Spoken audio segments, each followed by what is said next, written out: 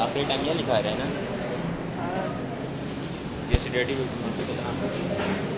Classification में पहली category जो मेन जहां से शुरुआत मानी जाती है प्रोटेक्स कैटेगरी, वो कैटेगरी आपकी बार्बिट्यूरेट्स।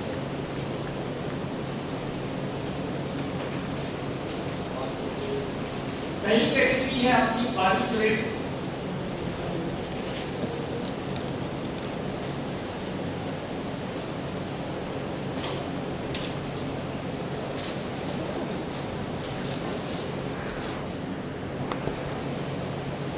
बार्बिट्यूरेट्स को फर्दर डिवाइड कर सकते हैं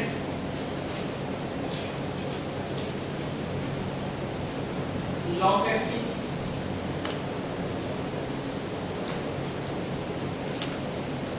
long acting, short acting and ultra short acting.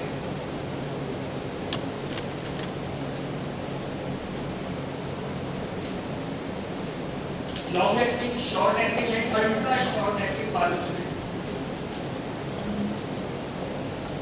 Long acting barbiturates में आता है आपका फ्लूबार्बिटूरेट।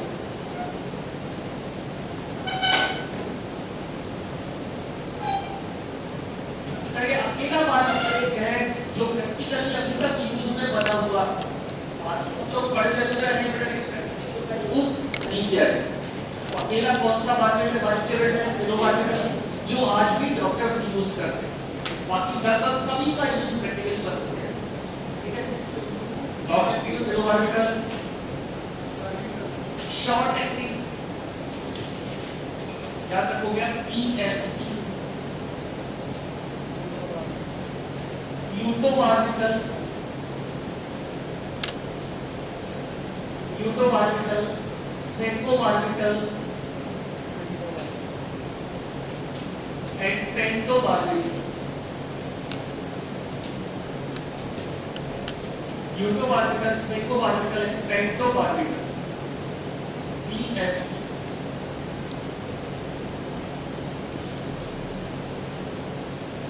अल्ट्रा शॉर्ट एक्टिंग में वही दो बार्बिट्यूरेट्स आते हैं जो हम लोगों ने एनेस्थीसिया के दौरान पढ़े। बेटा उनका एनेस्थीसिया में यूज ही इसलिए किया जा रहा था क्योंकि वो क्या है, अल्ट्रा शॉर्ट एक्टिंग, बहुत तेजी से काम करते थे, ठीक है। दो कौन से बेटा जो हम एनेस्थीसिया में यूज कर रहे थे, आयोपेंटल एंड मेथोहेक्साइड। दो कौन से हैं आपके, आयोपेंटल एंड मेथोहेक्साइड, जिनका यूज कर रहे थे हम वहां पर इंड्यूसिंग एजेंट्स में। आयोपेंटल और मेथोहेक्साइड जिनका यूज हम कहां पर कर रहे थे, इंड्यूसिंग एजेंट में कर रहे थे। तो लॉन्ग एक्टिंग हो गया फ्लूबार्बिटल, शॉर्ट एक्टिंग में यूटोबार्बिटल, सेकोबार्बिटल, पेंटोबार्बिटल, अल्ट्रा शॉर्ट एक्टिंग हो जाएगा आयोपेंटल एंड मेथोहेक्साइड। क्लियर? नेक्स्ट कैटेगरी बेटा जिसने बार्बिट्यूरेट को रिप्लेस कर दिया, उस कैटेगरी के आने के बाद लगभग 99% बार्बिट्यूरेट में यूज क्या हो गया, बंद हो गया। और वो कैटेगरी आज तक यूज की जा रही है, तो सभी लोग यूज करते हैं इंसोम्निया में, नींद लाने के लिए, बेंजोडाइजेपिन्स।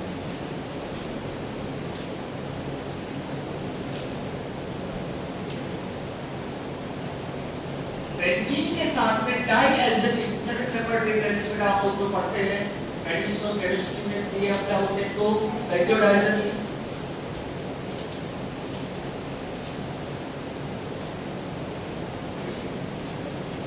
इसका क्लासिफिकेशन हम दो तरीके से कर सकते हैं। एक है अकॉर्डिंग टू थेरापेटिक यूजेस,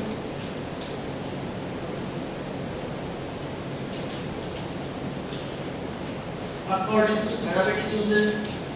दूसरा according to duration of action.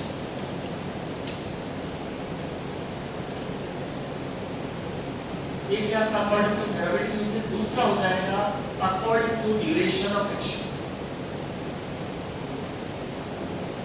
सबसे पहले हम बात करेंगे अकॉर्डिंग टू थेरापेटिक यूजेस। इस कहां पर हम बेंजोडाइजेपिन्स का यूज कर सकते हैं, उसके अकॉर्डिंग क्लासिफिकेशन। जाती है आपकी पहली चैप्टर को हम पढ़ रहे हैं हिप्नोटिक सेडेटिव्स।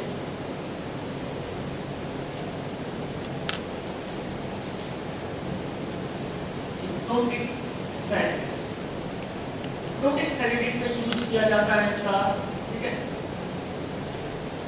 हिप्नोटिक्स याद रखने का तरीका क्या बेटा, क्या बताओगे आप ट्रेन में जा रहे हो, आप ट्रेन में जा रहे हो, कोई टीटी बार-बार आके आपको परेशान कर रहा है, और परेशान कर रहा है टीटी, आप ट्रेन में जा रहे हो, टीटी आपको बार-बार परेशान कर रहा है, तो आपने गुस्से में उसे दफन कर दिया।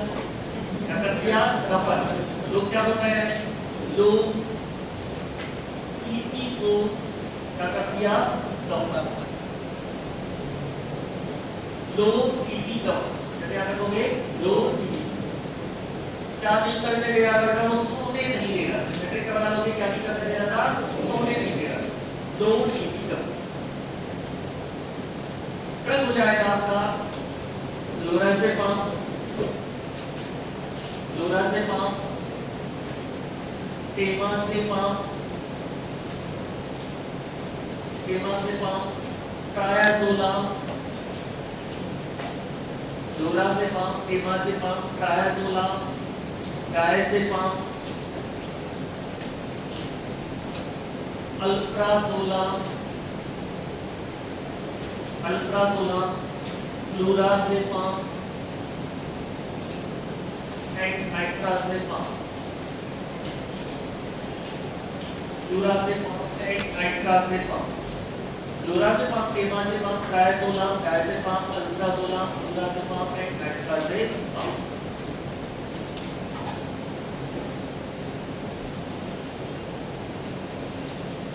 बेंजोडाइज़ेपीन्स जिनका यूज कहां पर किया जाता है, हिप्नोटिक सेडेटिव कैटेगरी में। बेंजोडाइज़ेपीन के मल्टीपल यूजेस हैं। नेक्स्ट यूज की लोग बात करेंगे बेटा, बेंजोडाइज़ेपीन्स का यूज किया जाता है, आगे चैप्टर और डिस्कस करेंगे डिटेल में। बेंजोडाइज़ेपीन्स का यूज किया जाता है एंटी एपिलेप्टिक्स में, एंटी कन्वर्जेंट जिनको हम बोलते हैं।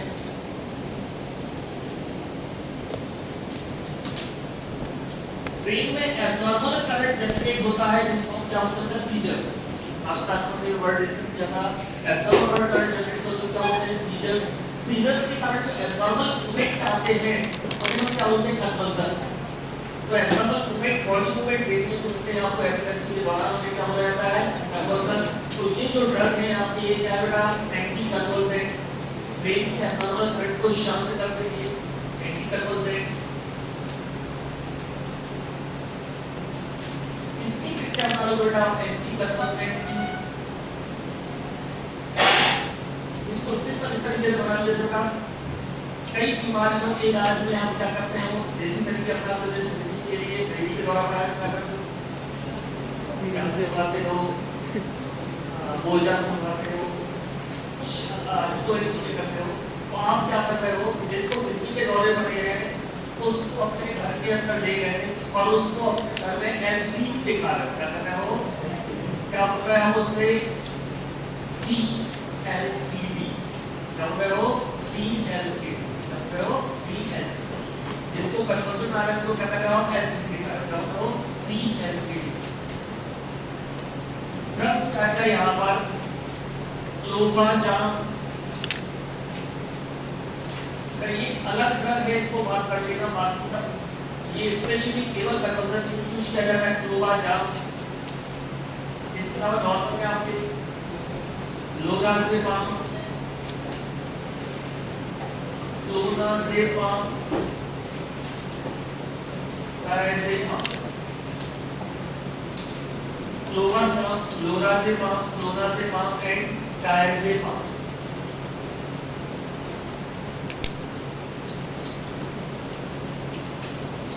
तो अकॉर्डिंग टू थेरापेटिक यूजेस में पहला कौन सा हो गया, हिप्नोटिक सेडेटिव, दूसरा कौन सा हो गया, एंटी कन्वर्जेंट्स। नेक्स्ट आता है आपका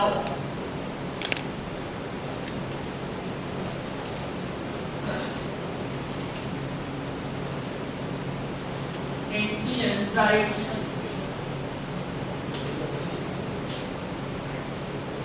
नेक्स्ट आता है आपका एंटी एंजाइटी।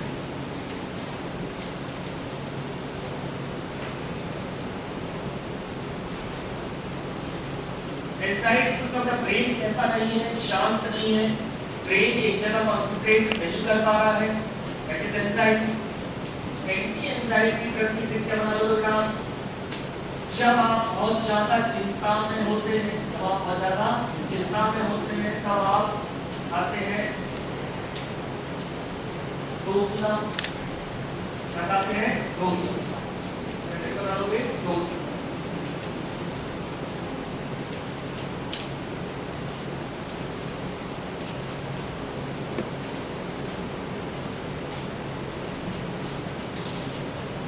हो जाएगा again diazepam, oxazepam, clonazepam,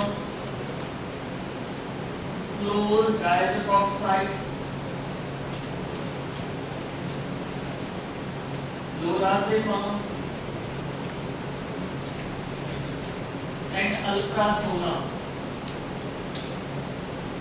lorazepam and alprazolam, lorazepam and alprazolam. ये बेंजोडाइजेपिन का क्लासिफिकेशन हो गया अकॉर्डिंग टू थेराप्यूटिक यूजेस। अब पता बेटा सारी कैटेगरी, तीन कैटेगरी आपने यहाँ पर पढ़ी है, एंटी कंपल्सेंट पढ़ी है आपने, प्रोटेसेंट पढ़ी है और एंटी एंजाइटी। इन तीनों में कौन सा ड्रग कॉमन है? कौन सा ड्रग कॉमन है? डायजेपाम। और तो मेरा ये तीन कैटेगरी में दो ड्रग कॉमन है जो तीनों जगह यूज हो रहे हैं। एक तो कौन सा है? डायजेपाम, तीनों जगह यूज हो रहा है। बेटा डायजेपाम सबसे ज्यादा यूज होने वाला बेंजोडाइजेपिन, इसको मल्टीपर्पज या ऑल पर्पस बेंजोडाइजेपिन, कई पर्पस में यूज होता है डायजेपाम, ठीक है। इसके अलावा लोराजेपाम की आप देखेंगे तो सभी लगभग सभी जगह लोराजेपाम क्या हो रहा है यूज। तो योग है आपका अकॉर्डिंग टू थेराप्यूटिक यूज। बेटा क्लासिफिकेशन का क्या महत्व है कि आप यहाँ पर देखेंगे कि सारे ड्रग के, बेटा मैं अगर आपसे बोलूं, अगर आपके एग्जाम में लिखने के लिए आ गया सेमेस्टर एग्जाम में कि डायजेपाम के बारे में लिखो, तो डायजेपाम बेंजोडाइजेपिन कैटेगरी का ड्रग है। डायजेपाम का यूज क्या कर रहा है? Treatment of anxiety, treatment of compulsion, treatment of insomnia, hypnotic sedative.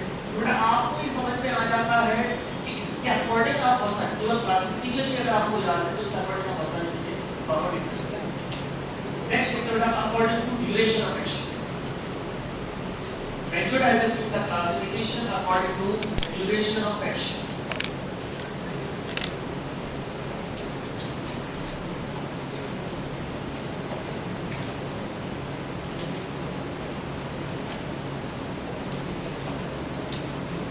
दो कैटेगरी में आप इसको डिवाइड कर सकते हैं, long acting and short acting.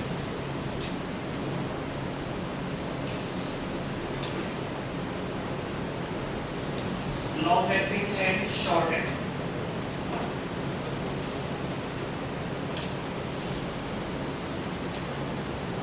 Long acting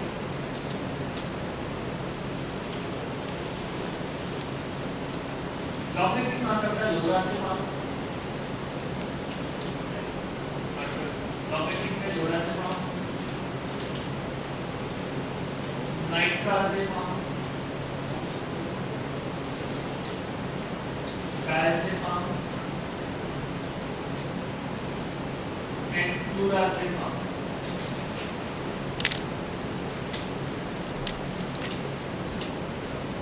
lorazepam, nitrazepam, diazepam and फ्लोराजेपाम।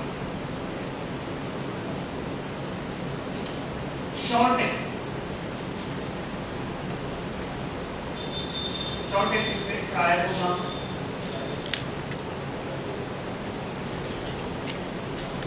पेमाजेपाम,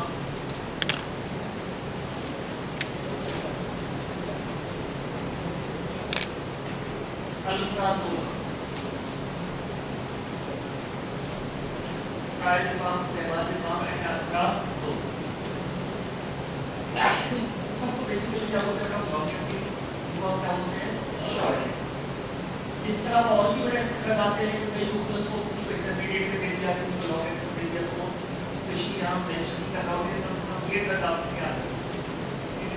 lorazepam, nitrazepam, diazepam, flurazepam, long acting, short acting, triazolam, alprazolam and पेमाजेपाम।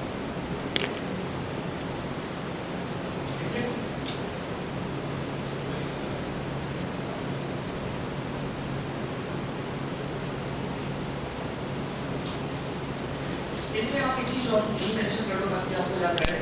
क्लोराजेपाम को बोला जाता है लॉन्गेस्ट कैक्टी।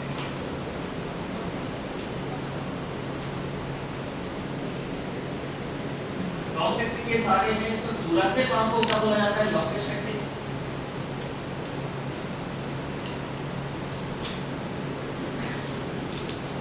ट्राइजोलाम को बोला जाता है शॉर्टेस्ट कैक्टी। ट्राइजोलाम को बोला जाता है शॉर्टेस्ट कैक्टी। हो जाएगा लॉन्गेस्ट कैक्टी और ये क्या जाएगा शॉर्टेस्ट। क्वेश्चन में जनरली इस तरीके से कुछ पूछे जाते हैं, follow which one is longest acting. Longest acting कौन सा है? क्लोराजेपाम। Shortest acting ट्राइजोलाम।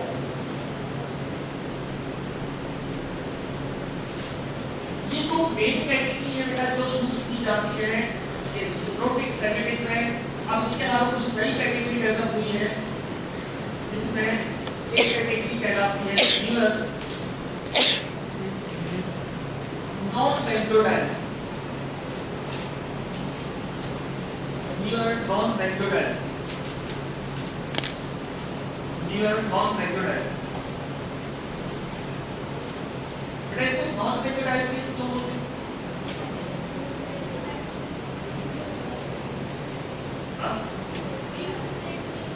बेंजोडाइजेंस बेटा वो तो पार्टिसिपेट नहीं है।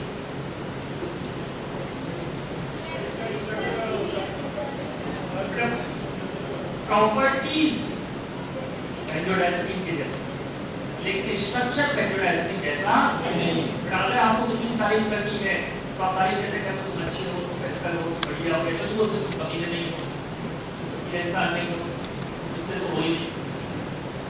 हम तारीफ कैसे कर रहे हैं? पॉजिटिव। थोड़ा यहाँ पे नॉन लगा है, मतलब सब कुछ किसके जैसा है? बेंजोडाइजेपिन जैसा, लेकिन स्ट्रक्चर बेंजोडाइजेपिन जैसा नहीं है। रिंग में क्या प्रेजेंट नहीं है? बेंजोडाइजेपिन। जोकीक्लॉन, जोकीक्लॉन का ही एस एनंसियोमर है, एस जोकीक्लॉन। बेटा ये दो अलग-अलग ड्रग भले ही है, लेकिन जोकीक्लॉन का ही एस एनंसियोमर कौन सा है? एस जोकीक्लॉन। जोकीक्लॉन, एस जोकीक्लॉन, ज़ोलपीडेम, ज़ोलपीडेम, ज़ेलेक्लॉन। जोकीक्लॉन, ज़ोलपीडेम एंड ज़ेलेक्लॉन। इन सब के अलावा ऐड किया गया है तो आजकल काफी प्रचलित है एटीजोला। जोकीक्लॉन, ज़ोलपीडेम, ज़ेलेक्लॉन और नया ऐड किया गया है एटीजोला।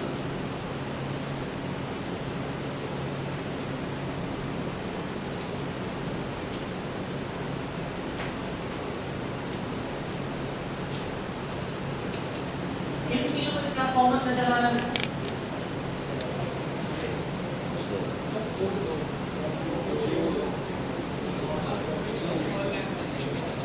यही कारण बेटा इनको बोला जाता है ज़ेट्रस। अच्छे से याद रखना, they are also known as Z drugs. बहुत फेमस है किस नाम से? ज़ेट्रस। इनके सबके नाम में आपको Z कॉमन मिलेगा, इसलिए यहाँ क्या होते हैं? ज़ेट्रस।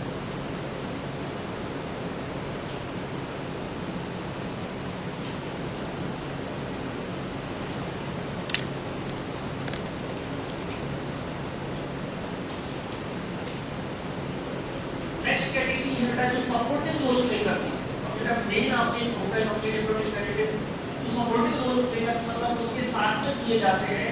इनमें से एक क्या होता? Melatonin agonist. Melatonin agonist.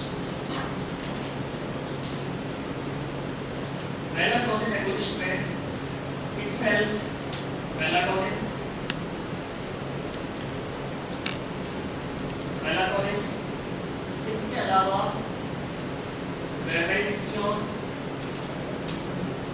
रेबेल्टियोन and tasimelteon.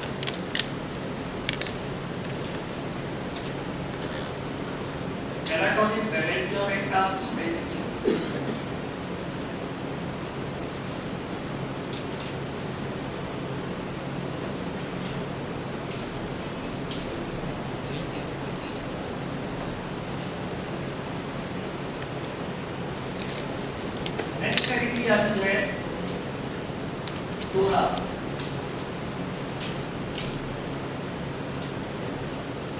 dual orexin receptor antagonist. Dual orexin receptor antagonist. अब तक कुछ चीजें आपको समझना है यहाँ पर कि जो भी मेलाटोनिन एगोनिस्ट होंगे, तो खुद मेलाटोनिन यहाँ की दिक्कत नहीं है, जो भी मेलाटोनिन एगोनिस्ट होंगे उनमें आपको ये नाम कॉमन मिलेगा, मेल। बेटा कैसे पहचान जाना है मेलाटोनिन एगोनिस्ट का नाम में क्या मिलेगा? मेल। जहाँ मेल मिल रहा है नाम में, मतलब वो क्या है? मेलाटोनिन। बेटा आप अगर इस बात पर ट्रीटमेंट का पेपर देखेंगे तो बहुत सिंपल आया है। कई बार सीधे जो क्वेश्चन पूछे जाते हैं, ये कौन सी कैटेगरी का ड्रग है या किस कैटेगरी में बिलोंग करता है, तो मेलाटोनिन एगोनिस्ट अगर आप देखेंगे तो नाम में क्या मिल जाएगा? Male. Dual orexin receptor antagonist. एक ही ड्रग आता है बेटा फिलहाल सुवोरेक्सेन। सुवोरेक्सेन इनकी पहचान बेटा आपको याद रखना है, अभी ये ड्रग है और आगे जितने भी ड्रग जोड़े जाएंगे उनके नाम में बेटा ये आपको कॉमन मिलेगा, क्या मिलेगा? ऑरेक्स। ये अच्छे से याद रखना, अभी जितने ड्रग हैं, ये भी ड्रग है, लेकिन आगे भी कोई ड्रग अगर इससे जोड़ा जाएगा तो इसमें कौन सा नाम कॉमन मिलेगा? ऑरेक्स। ऑरेक्स देख के आपको पहचान जाना है, ये गोला कैटेगरी का ड्रग है, प्लस का ड्रग है, ऑरेक्स लास्ट कुछ ऐसे ड्रग है बेटा जो आपको बुक में जरूर दिए हैं लेकिन प्रैक्टिकल में यूज नहीं किया जाता है, अदर्स करते हैं लोगों को।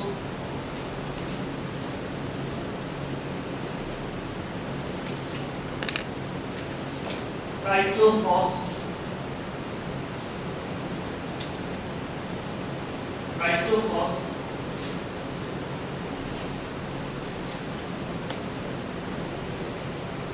ट्राइक्लोफॉस पैराएल्डिहाइड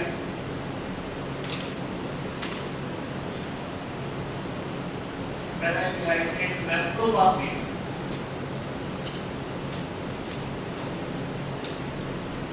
ट्राइक्लोफॉस पैराएल्डिहाइड एंड मेप्रोवापिन।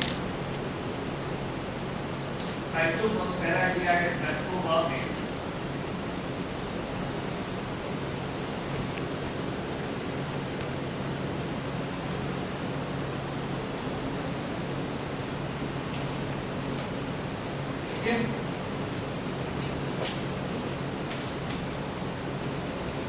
क्लासिफिकेशन हो गया हमारा। अब हम इंडिविजुअल कैटेगरी यहाँ पर स्टार्ट करेंगे और पहली कैटेगरी से स्टार्ट करेंगे वो है आपकी बार्बिट्यूरेट्स। पहली कैटेगरी है वो कौन सी? बार्बिट्यूरेट्स। बार्बिट्यूरेट का इंपॉर्टेंस इसलिए बढ़ जाता है, बार्बिट्यूरेट कहाँ पर हमने पढ़ा था? एनेस्थीसिया में। बार्बिट्यूरेट यहाँ पर भी है और बार्बिट्यूरेट अगला जो चैप्टर है आपका एंटीएपिलेप्टिक्स, बार्बिट्यूरेट वहाँ पर है। तो वहाँ तक आगे बेटा केवल प्रैक्टिकली किसका यूज बचा है? फेनोबार्बिटल। बाकी लगभग जिस बेटा वहाँ भी हम पढ़ रहे थे, हम क्या पढ़ रहे थे? मेथोहेक्साइडल एंड थायोमेटिकल्स are not used now, they are replaced by propofol. इधर रिप्लेस कर दिया था प्रोपोफॉल।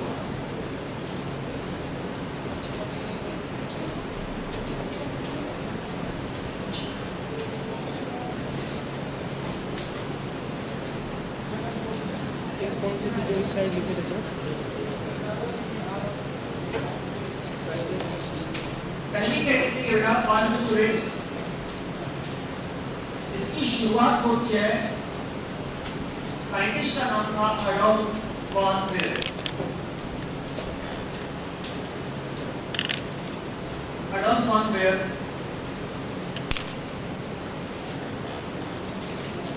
बेटा ये वो समय था जब बहुत सारे लोग यूरिया डेरिवेटिव पर काम कर रहे थे।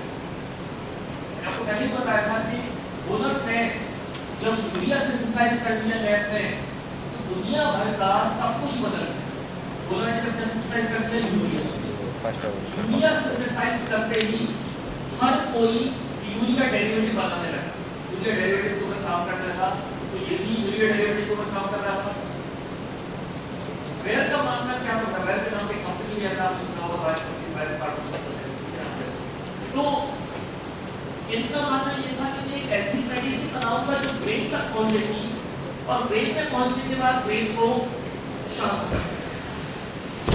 और इन्होंने काफी लंबे समय तक एक्सपेरिमेंट किए और सक्सेस रेट बेटा रिसर्च में बहुत कम रहता है। रिसर्च की सबसे बड़ी जो आप ब्यूटीफुलनेस बोल सकते हैं वो क्या है, फेलियर। तो उस प्रोसेस के दौरान आप पॉसिबल आप बता बेटा भारत में रिसर्च में लोग सक्सेसफुल थे क्यों नहीं, खासकर फार्मास्यूटिकल क्यों, क्या लगता है आपको? ये दुनिया भर में इतने पेटेंट हैं लोगों के नाम पे, सारी चीजें भारत में पेटेंट हुए हैं, भारत में काम नहीं चलता है, काम नहीं होता है, क्या कारण? सारे पढ़ के बाहर चले जाते हैं। सही हुआ, सारे पढ़ के बाहर चले जाते हैं।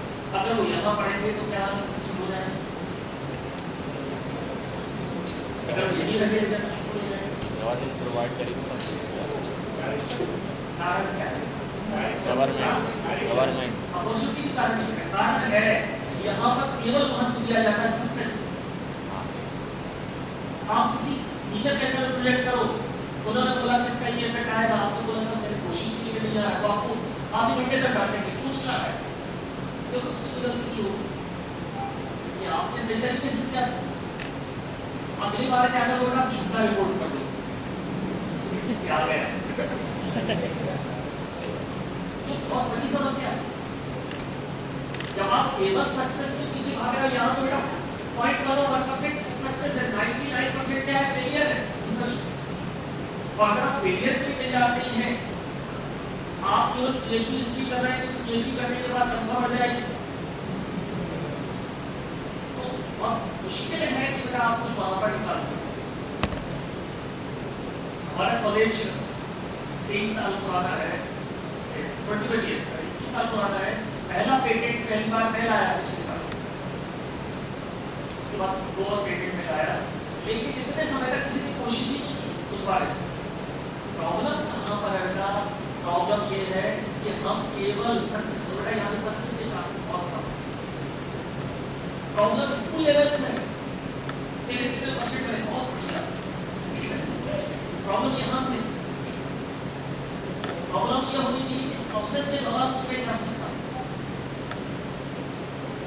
ये बहुत बड़ी समस्या है। आप बच्चों को तैयार रखो फेलियर के लिए और उन्हें प्रोत्साहित करो, बहुत बढ़िया ये तुमने किया, इससे हमने क्या सीखा, ये सीखा। बेटा रिसर्च का मतलब क्या होता है, हम हर फेलियर के बाद हम सीखते हैं कि हमें ये नहीं करना, इससे रिजल्ट नहीं आता, आप उसको रिपोर्ट करें कि ये हमने किया था, इससे रिजल्ट वहां पर नहीं आया। थॉमस एडिसन से पूछा गया, आप 10,000 बार बल्ब बनाने में असफल रहे, 10,000 बार, 1 2 3 4 हम 10 बार कोशिश करते, लेकिन 100 बार कोशिश करते और उसके बाद बोलते कि इसमें कोई चीज होती, ये हमारा मेथड है।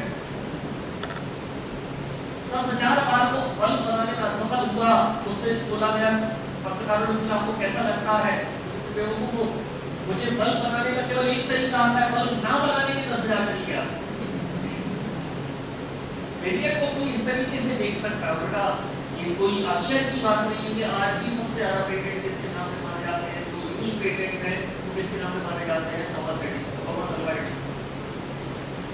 ओके, तो एडॉल्फ मार्केर काम कर रहा था, किसके ऊपर काम कर रहा था, वो काम कर रहा था बायोलॉजिक्स के ऊपर काम कर रहा था, उसका कुछ वो बनाना चाह रहा था, यूनिट डेरिवेटिव पर एक्चुअली वो काम कर रहा था, और काफी लंबे समय के बाद उसने यूरिया रिएक्शन कराई उसमें मैलोनिक एसिड के साथ में और उसका कंपाउंड दिया, और ये रिएक्शन कराई हुई थी सोडियम की वजह से, सोडियम ऑक्साइड की वजह से कंपाउंड तैयार हो गया और बहुत ज्यादा खुशी थी उसको। तो बेटा लंबे समय के बाद उसको वहां पर सक्सेस मिली, और जब सक्सेस मिलती है तो पार्टी होती है, रात के टाइम पार्टी चल रही थी, इनकी पार्टी अलग चल रही थी, साइंटिस्ट लोग इसका पेपर पार्टी चल रही थी, गर्डन जो है सेना का राम की पार्टी अलग चल रही थी। अब पार्टी होते होते पेपर होता है कि या तो 2 ग्रुप में झगड़ा हो जाता है या दोस्ती हो जाती है। तो ये निकले से मिले, सेना के कर्नल से मिले, कर्नल से मिले, मेजर से मिले, मेजर से पूछा कि मेजर ने पूछा कि आपकी काय की पार्टी चल रही है, आज हमने एक नया कंपाउंड बनाया है जो आदमी के ब्रेन में जाके इफेक्ट करे। मेजर से पूछा आपकी काय की पार्टी, आज हमारे सैंट की पार्टी, सैंट को हम लोग मानते हैं, सैंट हमारे की पार्टी। सेंट का नाम क्या है? सेंट बारबरा, क्या नाम है? सेंट बार का। उसने बोला यार ये बढ़िया है। वो उसने कंपाउंड बनाया था, उसका नेचर क्या था? एसिडिक। और उस दौरान उस दिन जिस दिन इसका जन्मदिन था, मर रहा था, उसने नाम क्या दे दिया उसको? बार्बिटूरिक एसिड। क्या नाम दे दिया? बार्बिटूरिक एसिड नाम दे दिया। अब बार्बिटूरिक एसिड सिंथेसाइज तो हो गया, लेकिन प्रॉब्लम क्या थी बेटा? जब अगले दिन उसने एक्सपेरिमेंट किया, it was completely inactive. Again फिर फेल। इतने सालों बाद जो हुआ वो क्या हो गया? फिर से फेल। उसने फिर सोचा कि यार वो क्या रहा है? जब उसने उसके स्ट्रक्चर देखा, उसने देखा जो कीटो फॉर्म था बार-बार काय में कन्वर्ट हो रहा था इनॉल में। जैसे आप लोग बोलते हो कीटो इनॉल टॉटोफेस। मेडिसिन केमिस्ट्री में पढ़ते हैं कीटो फॉर्म का कन्वर्ट होता है इनॉल। तो बेटा उसने क्या किया कि मैलोनिक एसिड की जगह उसने रिएक्शन कराई डाइथाइल मैलोनिक एसिड से, ताकि ये हाइड्रोजन हट जाए। तो हाइड्रोजन जो था ये कीटो को काय में कन्वर्ट कर रहा था इनॉल में। उसने डाइथाइल बार्बिटूरिक एसिड से रिएक्शन करवाई और ये होना बंद हो गया कि बेटा ये फॉर्म कैसा है? पोलर। और पोलर किसको क्रॉस नहीं कर पाएगा? ब्लड मेडियर को क्रॉस नहीं कर पाएगा। इसको रेडी कब करना? उसने वहां पे दो इथाइल ग्रुप लगा दिए। दो इथाइल ग्रुप से क्या फायदा हुआ? पहला फायदा ये नहीं हो रहा। दूसरा दो इथाइल ग्रुप मतलब कितने कार्बन पड़ गए? 4 कार्बन। 4 कार्बन मतलब क्या पड़ गई? लाइपोप्सिसिटी। लाइपोप्सिसिटी मतलब जल्दी किसको क्रॉस कर जाएगा? और उस कंपाउंड को डाइइथाइल बार्बिटूरिक एसिड, डाइइथाइल बार्बिटूरिक एसिड जो उसने बनाया, उस कंपाउंड को उसने नाम दिया बार्बिटल। क्या नाम दिया? बार्बिटल। ठीक है। और ये था कि इसका इफेक्ट आएगा। इनिशियल एक्सपेरिमेंटेशन के बाद उसने अपने साइंटिस्ट को बुलाई और उसने बोला कि मैं कुछ करना चाहता हूँ। बोले क्या? मैं इसका रिजल्ट देखना चाहता हूँ। बोले कैसे? सेल्फ इंजेक्ट करूँ। ये बहुत डेंजरस है। लेकिन वो नहीं माना और उसने खुद को इंजेक्ट किया बार्बिटल और कई घंटों तक लगातार सोता रहा। अब जो साइंटिस्ट आसपास थे वो बराबर उसका बीपी और सारी चीजें चेक कर रहे थे, देख रहे थे। ये लग रहा था पता नहीं दोबारा उठेगा नहीं उठेगा, कोई श्योरिटी नहीं है नया कंपाउंड है। जब वो उठा तो सारे लोग उससे बहुत देर तक पूछ रहे कैसा लग रहा है, कैसा लग रहा है। वो ऐसा लग बैठा है। फिर थोड़ी देर बाद बोला आई फील लाइक बैरोना। बैरोना इटली में एक जगह है जहां पर जाके आप बहुत शांत महसूस करते हैं। इसने क्या बोला? आई फील लाइक बैरोना। और उन लोगों ने पहली बार जो मेडिसिन मार्केट में निकाली वो निकाली बैरोनल के नाम से। किस नाम से निकाली? बैरोनल के नाम से। बैरोना और बार्बिटल का क्या नाम दिया उन्होंने? बैरोनल। और बेटा ये दवाइयां थी कुत्तों को सुलाने वाली दवाई। आपके बोले कि कुत्ते आपको अगर ज्यादा परेशान करते हैं तो किसी चीज में मिला के उनको हिला दो और रात को बढ़िया आराम से क्या होते रहेंगे? सोते रहेंगे। ठीक है। स्लीपिंग पिल्स फॉर डॉग्स पहली बार मार्केट के सामने निकाला स्लीपिंग पिल्स। तो बेटा वो थोड़ा सा डर रहे थे कि डायरेक्ट आप ह्यूमन को दे सकते नहीं दे सकते। फिर बाद में मार्केट का अलग डेरिवेटिव आए जिनमें से आज भी सबसे ज्यादा सक्सेसफुल कौन सा माना जाता है? फिनोबार्बिटल। आज भी फिनोबार्बिटल के लिए बचा हुआ है। बाकी सारे लगभग रिप्लेस करती है, किसी रिप्लेस करती है अगली कैटेगरी। कौन सी कैटेगरी? बेंजोडाइजेपिन। क्योंकि बेंजोडाइजेपिन कंपैरेटिवली कैसा था? सेफ। ओके। तो सबसे पहले बेटा हम यहां पर देखेंगे मैकेनिज्म ऑफ एक्शन ऑफ बार्बिटल्स।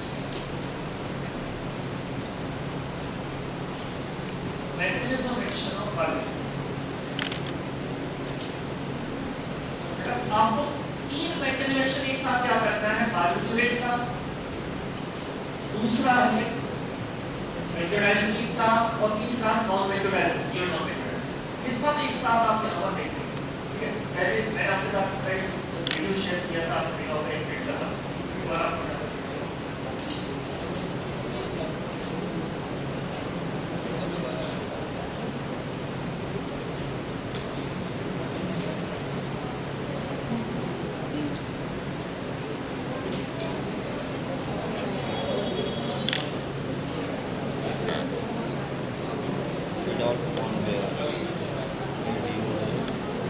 कहाँ लिख रहे हैं? वो कहाँ लिख रहे हैं? टेल ऑफ हाँ कहाँ निकले हैं फिल्म के?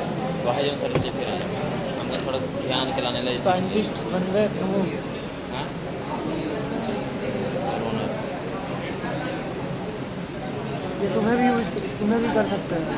मैं तो कुत्ता हूँ ले लो। केकर बैग रखे हैं यार। अरे ऐसा बैग जैसे हम गाँव नहीं रख सकते हैं मतलब ये कितना अच्छी तरह लाइट बंद कर दो टाइम। लाइट बंद ये लाइट बंद करो यार माहौल से ये लाइट बंद करो माहौल बना रहे हैं सर ये लाइट बंद कर ये माहौल सेट हो जाए बढ़िया दिखेगा। अब माहौल बने पीछे से आ रही कैसे है। देख रहे हो पीछे पीछे से आ रही है लाइट।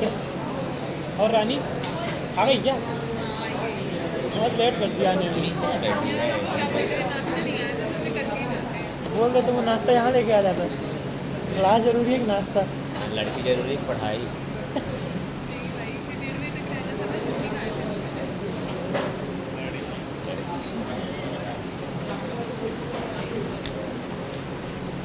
यहाँ पर ये है गावा के वेंडोडाइजिंग रिसेप्टर क्लोराइड कॉम्प्लेक्स।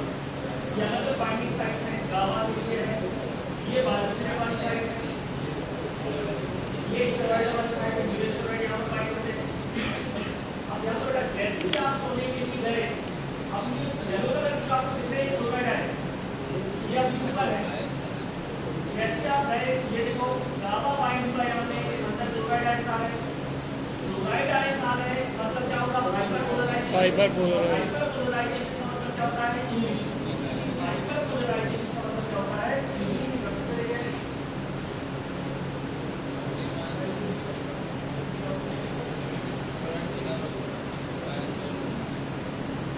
ये गावा एक रिसेप्टर है, ये वाली साइड ये साइड कहलाती है बीटा साइड, ये वेंडोडाइजिंग वाली साइड है। गावा किससे जाती होता है बीटा साइड, ये आपकी साइड कहलाती है अल्फा बीटा, यहाँ आती चले ये स्टेरॉइड साइड है। ये येलो कलर के ऊपर आपको दिखेंगे ये है क्लोराइड आयंस, ये ऊपर ही है क्लोराइड चैनल खुला नहीं है, लेकिन जैसे ही गावा बाइंड होगा कहाँ पर बीटा साइड ये अंदर आ गए, और जैसे ही क्लोराइड आयंस अंदर आएंगे सेल के अंदर आएंगे क्या होगा हाइपरपोलराइजेशन। हाइपरपोलराइजेशन को मिलाना स्टार्ट हो स्टार्ट। अब यहाँ पर आपको साइड को देखना है, बीटा साइड पे कौन आके जुड़ रहा है, ये गावा कहाँ जाके जुड़ रहा है बीटा साइड पे। दूसरा बाद में जो एक कहाँ जाके जुड़ रहा है अल्फा बीटा,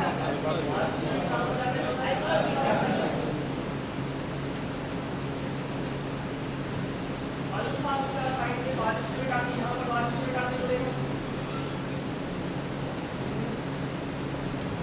नीचे स्टेरॉइडल साइट है, यहाँ ये वेंडोडाइजिंग वाली साइट है, इसे बोला जाता है अल्फा गामा साइट। तो बीटा साइट पे कौन जुड़ता है बायोलॉजिक, अल्फा बीटा साइट पे गामा, अल्फा बीटा पे बायोलॉजिक और अल्फा गामा पे वेंडोडाइजिंग। रिपीट करते हैं, बीटा साइट पे गामा, अल्फा बीटा पे बायोलॉजिक, अल्फा गामा पे वेंडोडाइजिंग। और सबका काम क्या है क्लोराइड चैनल को ओपन करना, सबका काम क्या है क्लोराइड चैनल को ओपन करेंगे, क्या होगा हाइपरपोलराइजेशन। हाइपरपोलराइजेशन मतलब इल्यूशन मतलब क्या होगा नीला जाएगा वहां पे स्टेरॉइड पे यहाँ पे होते हैं यूनिस्टेरॉइड बोलते हैं, हमारे ब्रेन में अपने आप यूज होते हैं ये, और ये भी नीला स्टेरॉइड को बोलते हैं स्टेरॉइड साइट, स्टेरॉइड साइट बोला जाता है, यूनिस्टेरॉइड यहाँ पे आते हैं और उनका काम क्या है ब्रेन को शांत करना। यूनिटी जो साइट है ये अभी के अंडर रिसर्च है, इसके बारे में फिलहाल अभी ज़्यादा पता नहीं चला है कि एक्चुअली साइट का काम क्या है। क्या आपको बुक में बहुत कॉम्प्लिकेटेड ही दिया गया है, तो यहाँ पर बहुत अच्छी समझ में कई बार यहाँ पर देख रहे हो इसको तो बहुत ज़्यादा कॉम्प्लिकेटेड तरीके से लिखा है। अल्फा बीटा से बात अभी बता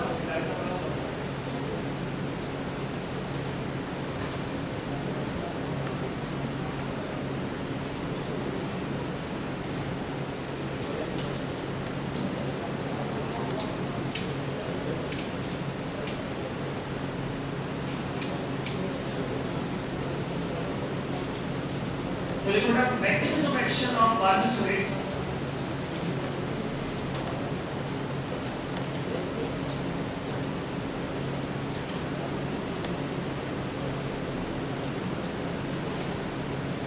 Barbiturates का mechanism action bind with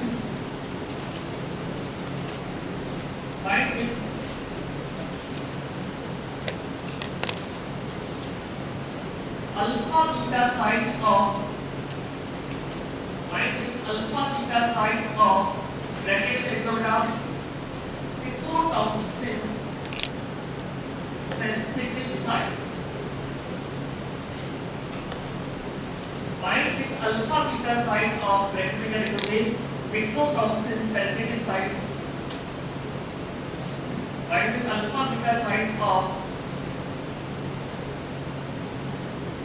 gamma A benzodiazepine receptor, gamma A benzodiazepine receptor chloride channel complex. Bind with alpha beta site of gamma A benzodiazepine receptor chloride channel complex.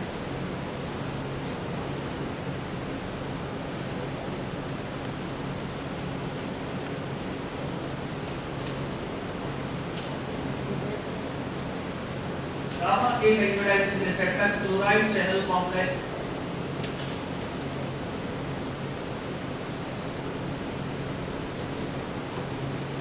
बेटा यहाँ पर मैंने लिखा है पिप्रोटॉक्सिन सेंसिटिव साइट। अब याद करो पिप्रोटॉक्सिन हमने कहाँ पढ़ा था? जल्दी करो। हाँ? पिप्रोटॉक्सिन कहाँ पढ़ा था? Short term memory loss. Number देखो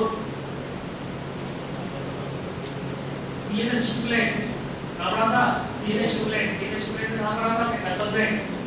ठीक है, पिप्रोटॉक्सिन यहाँ पर इसी साइट पर काम करता है लेकिन उसको जस्ट अपोजिट एक्शन देता है। क्या पता लगा हमें? Blocks chloride channel non competitive. वो क्लोराइड चैनल को क्या करता है? ब्लॉक करता है। देखो क्या करता है? क्लोराइड चैनल को ब्लॉक करता है और क्लोराइड चैनल को ब्लॉक करेगा मतलब यदि वो हाइपर क्लोराइडेशन नहीं होने देगा मतलब इनिबिशन नहीं होने देगा और इनिबिशन नहीं होने देगा मतलब क्या करेगा? स्टिमुलेशन। इसलिए बेटा पिप्रोटॉक्सिन को इस कैटेगरी में रखा गया है CNS स्टिमुलेंट। पिप्रोटॉक्सिन को कौन सी कैटेगरी में रखा है? CNS स्टिमुलेंट की कैटेगरी में।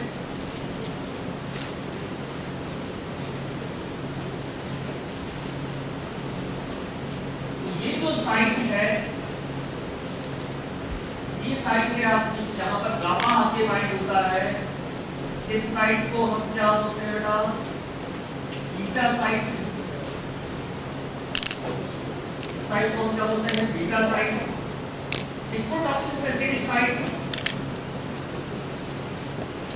ये वाली साइट जहां पर बार्बिट्यूरेट बाइंड होते हैं। कौन सी साइट हो गई? Alpha beta site. और जहां पर बेंजोडाइजेपिन आपके बाइंड होते हैं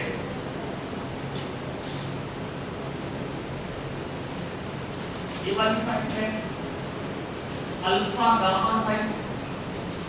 अल्फा गामा साइट पे बेंजोडाइजेपिन आपके बाइंड होते हैं।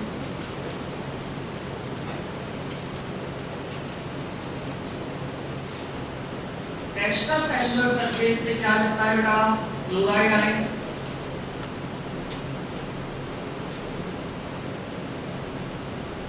जैसे ये बाइंड होगा ये ओपन हो जाएगा। जैसे गामा बाइंड होगा ये क्या हो जाएगा बेटा? ओपन हो जाएगा। और ये ओपन हो जाएगा मतलब इस तरह की कंडीशन आ जाएगा।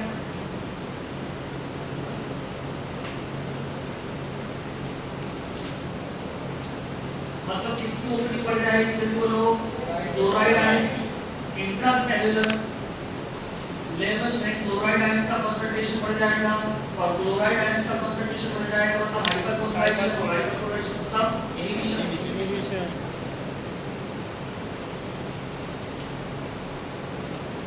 बार्बिट्यूरेट कहां पर बाइंड होते हैं बेटा? अल्फा बीटा साइट पर बाइंड होते हैं। ये सब को पिप्रोटॉक्सिन सेंसिटिव साइट भी बोलते हैं क्योंकि सेम साइट पे पिप्रोटॉक्सिन भी बाइंड होता है। और gamma peptide receptor channel complex पूरे हम इसको कॉम्प्लेक्स को बोलते हैं, यहां पर जाकर ये बाइंड करते हैं।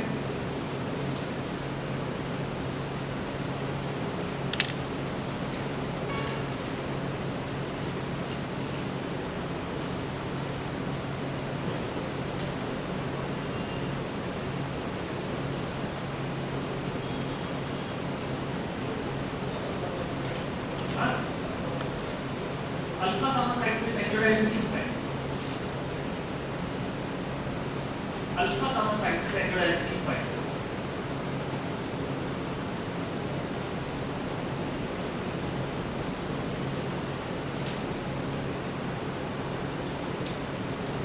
देखो बेटा इसको at low concentration,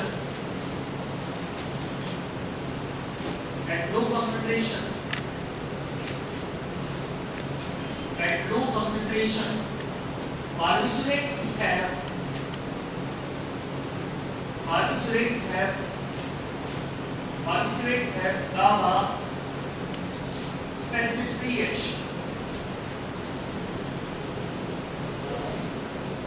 gamma facility H, gamma facility H, gamma facilitation. But at high concentration,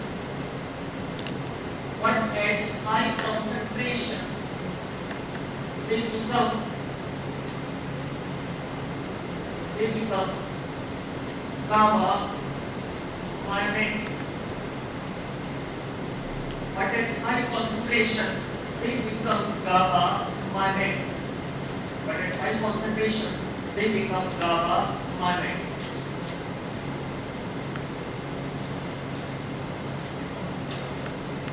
बेटा ध्यान से लो कंसंट्रेशन पे जो बार्बिट्यूरेट है वो गामा फैसिलिटी एक्शन है बेटा, फैसिलिटी मतलब ये गामा की बाइंडिंग को बढ़ाएगा, इसकी बाइंडिंग को बढ़ाएंगे गामा। अब बेटा गामा की बाइंडिंग बढ़ेगी तो क्या होगा, चैनल ओपन होंगे, क्लोराइड की एंट्री बढ़ेगी, मतलब ये किसके थ्रू काम कर रहे हैं, गामा के थ्रू। और at high concentration they become गामा माइमेटिक। माइमेटिक मतलब मिमिक करना, नकल करना, तो खुद किसके जैसे बन जाते हैं, गामा के जैसे बन जाते हैं। उन्हें किसकी जरूरत नहीं है, गामा की जरूरत नहीं, खुद गामा की तरह एक्शन दे रहे हैं। सिंपल सा एग्जांपल समझो, जैसे बहुत सारे देखा होगा, आपने देखा होगा, ठीक कॉमन सा एग्जांपल है कि मध्य प्रदेश में दिग्विजय सिंह की को राजनीति में बताया गया, अर्जुन सिंह जी जब राजनीति में उनको लाए तो हर काम वो अर्जुन सिंह से पूछ के करते थे, ये करना है, ऐसा करना है, ऐसा करना है। और जैसे ही दिग्विजय सिंह का तक बढ़ा तो सबसे पहले अर्जुन सिंह को रात मार। अब वो खुद क्या बन गए, चीफ मिनिस्टर। उस समय का तक काफी ज्यादा बढ़ चुका, तो शुरुआत में सारे काम किसके थ्रू कर रहे थे, अर्जुन सिंह के थ्रू। बाद में खुद क्या बन गए, अर्जुन सिंह कैसे बन गए, एग्जांपल आप मोदी जी का ले सकते हो। पहले हर काम किसके थ्रू करते थे, आडवाणी जी के थ्रू, बाद में आडवाणी जी को घर बिठा दी। सिंपल है, राजनीति में ऐसे होता है, ठीक है। तो यहाँ पर जब तक लो कंसंट्रेशन में था बार्बिट्यूरेट, वो किसके थ्रू काम कर रहा था, गामा के बाइंडिंग। लेकिन हाई कंसंट्रेशन में खुद क्या बन गया, गामा। उसको रिक्वायरमेंट नहीं है गामा की, खुद किसके जैसा एक्शन देगा, गामा। गामा को मिमिक करना, बेटा जहां पर भी आप वर्ड सुनो, माइमेटिक, माइमेटिक मतलब मिमिक करना, मिमिक करना मतलब नकल करना, खुद बन गया वैसे करके। जैसे आप बोलते हैं पैरासिम्पैथोमाइमेटिक मतलब पैरासिम्पैथेटिक सिस्टम जैसा, सिम्पैथोमाइमेटिक सिम्पैथेटिक सिस्टम जैसा। बेटा यहां पे क्या बन गया, वो गामा। बेटा यही चीज बार्बिट्यूरेट को डेंजरस बनाती है। बार्बिट्यूरेट का जैसे कंसंट्रेशन बढ़ जाएगा वो खुद डायरेक्टली क्लोराइड चैनल को ओपन कर देता है, और अचानक से क्लोराइड चैनल ओपन होने लगते हैं, और आदमी अचानक से बेहोशी में चला जाता है, एनेस्थीसिया में चला जाता है, और कोमा में चला जाता है। इसलिए बेटा इसका यूज कम होने लगा बाद, क्योंकि थोड़ा सा कंसंट्रेशन बढ़ेगा, ये क्या बन जाएगा, गामा माइमेटिक, जो इसको आपकी ड्रग से डेंजरस बना देगा। देखो नेक्स्ट पॉइंट,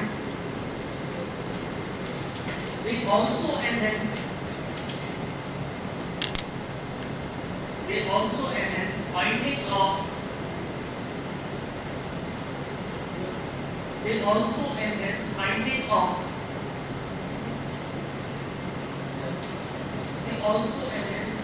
of benzodiazepines.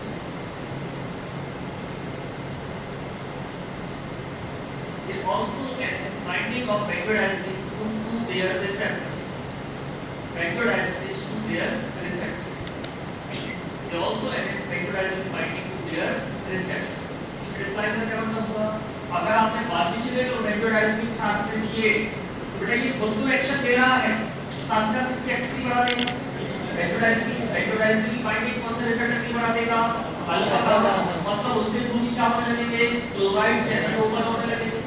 तो अगर आपने बार्बिटरेट और बेंजोडाइazepine साथ में दिए तो बार्बिटरेट किसकी बाइंडिंग बढ़ा देता है? बेंजोडाइazepine की बाइंडिंग पावर। अब यहाँ पर बेटा अगर हम केवल इसकी बात करें,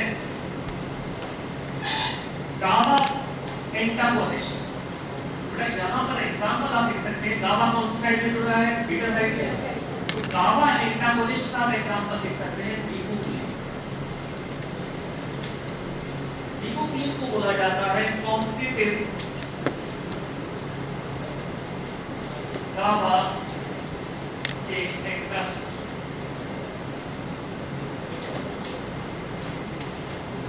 यहाँ पर वो गामा को एंटर हो रहा है, गामा को बाइंड नहीं होने देता है। कौन सा ड्रग है? लिकोक्लिन।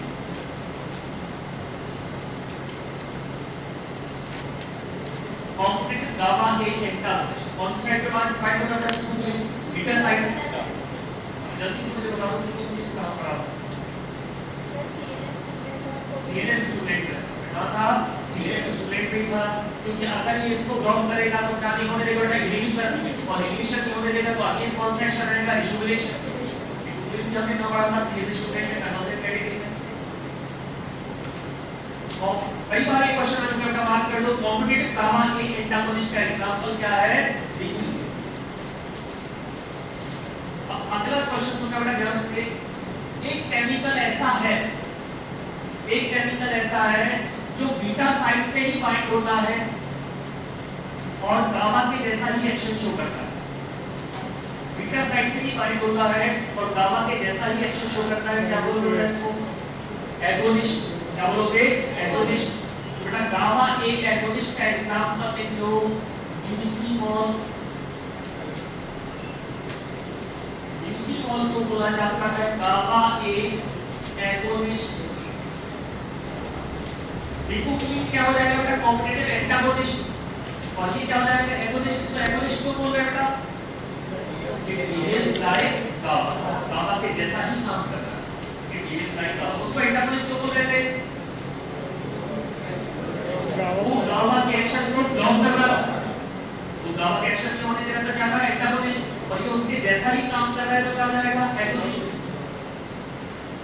लेकिन वो गामा के कौन सी साइड पे बाइंड होता है? Beta side.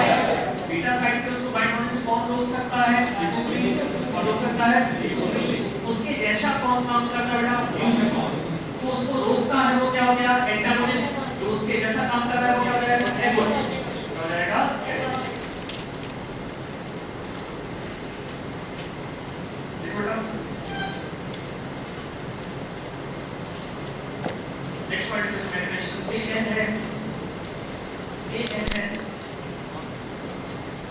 enhance barbiturate. They enhance duration of chloride channel opening. They enhance duration of chloride channel opening, but not frequency. They enhance duration of chloride channel opening but not frequency. ये चीज भी बेटा बाद में को करना एक example समझो बेटा। आपको पानी की बकेट भरना है, बाल्टी आपको भरना है पानी की, आपने 10 मिनट छोड़ दिया और बाल्टी कर रही है। एक ये तरीका है। दूसरा तरीका क्या बेटा?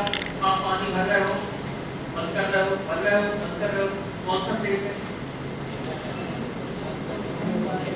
बेटा खुला छोड़ देना, बंद करना चालू करना, बिल्कुल बेटा ये सेफ है। बेटा ये क्या करता है, पूरा छोड़ देता है क्लोराइड चैनल्स, मतलब किसको बढ़ाना है, ड्यूरेशन। इसलिए कई बार अचानक से आदमी बिल्कुल कोमा में चला जाता है, ड्यूरेशन ऑफ क्लोराइड चैनल को बढ़ाना है। आदमी का ब्रेन शांत होता है coma followed by death, anaesthesia followed by coma followed by death. बेटा कौन सी चीजें हैं जो बायोक्यूरेट को खतरनाक बना रही है, पहली चीज क्या है, देखो खुद गामा बन जाना, गामा मार्केट। दूसरा बेटा हाइड्रोटॉक्सिक माना जाता है आपका बार्बिट्यूरेट। बेटा आपके सेमेस्टर एग्जाम में एक शॉर्ट नोट्स लिखने के लिए आता है एक्यूट बार्बिट्यूरेट पॉइजनिंग के ऊपर। बार्बिट्यूरेट पॉइजनिंग क्या होती है उसके ऊपर एक क्वेश्चन लिखने के लिए आता है। तो बार्बिट्यूरेट पॉइजनिंग के लिए आपको क्या समझना पड़ेगा बेटा, बार्बिट्यूरेट कैसे होते हैं, गामा मार्केट और किसको बढ़ा देते हैं, ड्यूरेशन क्लोराइड चैनल होते हैं, इसलिए वो अनसंतुलित क्या होते हैं, डेंजरस होते हैं, वो टॉक्सिसिटी कॉज करते हैं।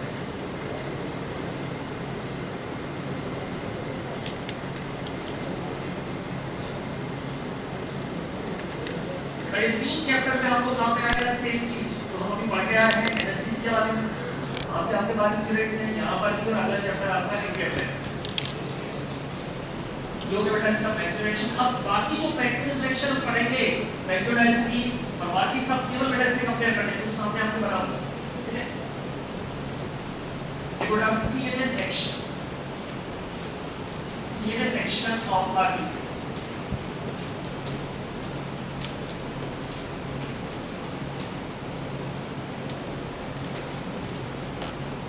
CNS actions of barbiturates.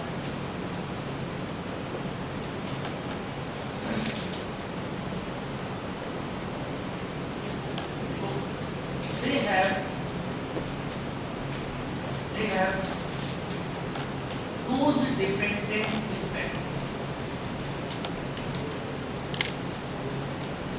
They have dose dependent effect. They have dose dependent effect. इस जैसे जैसे डोज आप बढ़ाते जाओगे उनकी डिग्री ऑफ एक्टिविटी क्या होती जाएगी, बढ़ती जाएगी। जैसे कि बिल्कुल नॉर्मल डोज पे कम डोज पे क्या कॉज करेगा, सेडेशन। डोज आपने बढ़ा दिया तो क्या कॉज कर रहा है, स्लीप। और डोज बढ़ा दिया तो क्या कॉज कर रहा है, लिवरो एनेस्थीसिया। और डोज बढ़ा दिया तो क्या, कोमा फॉलोड बाय डेथ। जैसे जैसे आप डोज बढ़ाते जाओगे एक्शन पावर क्या होता जाएगा, बढ़ता जाएगा। एक ग्राफ बेटा आप यहाँ पर बना दो,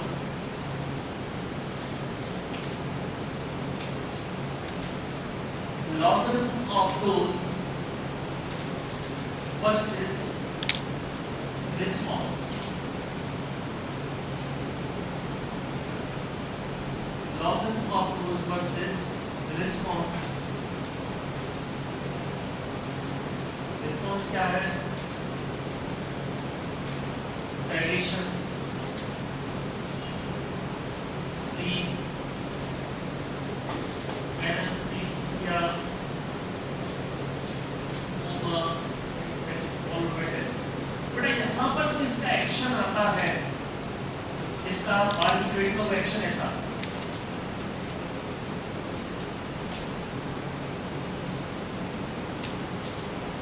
इस तरह से बढ़ता है। थोड़ा सा डोज अगर आपने बढ़ा दिया, बेटा इतने से डोज पे थोड़ा सा डोज आपने बढ़ा दिया तो सीधा कहाँ ले जाएगा पेशेंट को, कोमा में। आपके पास सेफ्टी मार्जिन बहुत कम। और बेटा एक आदमी को अगर 5 मिलीग्राम में नींद आती है और गलती से आपने 6 और 6.5 कर दिया तो कहाँ में चला जाएगा, वो कोमा में। मार्जिन बहुत कम, इतना सा मार्जिन बहुत कम।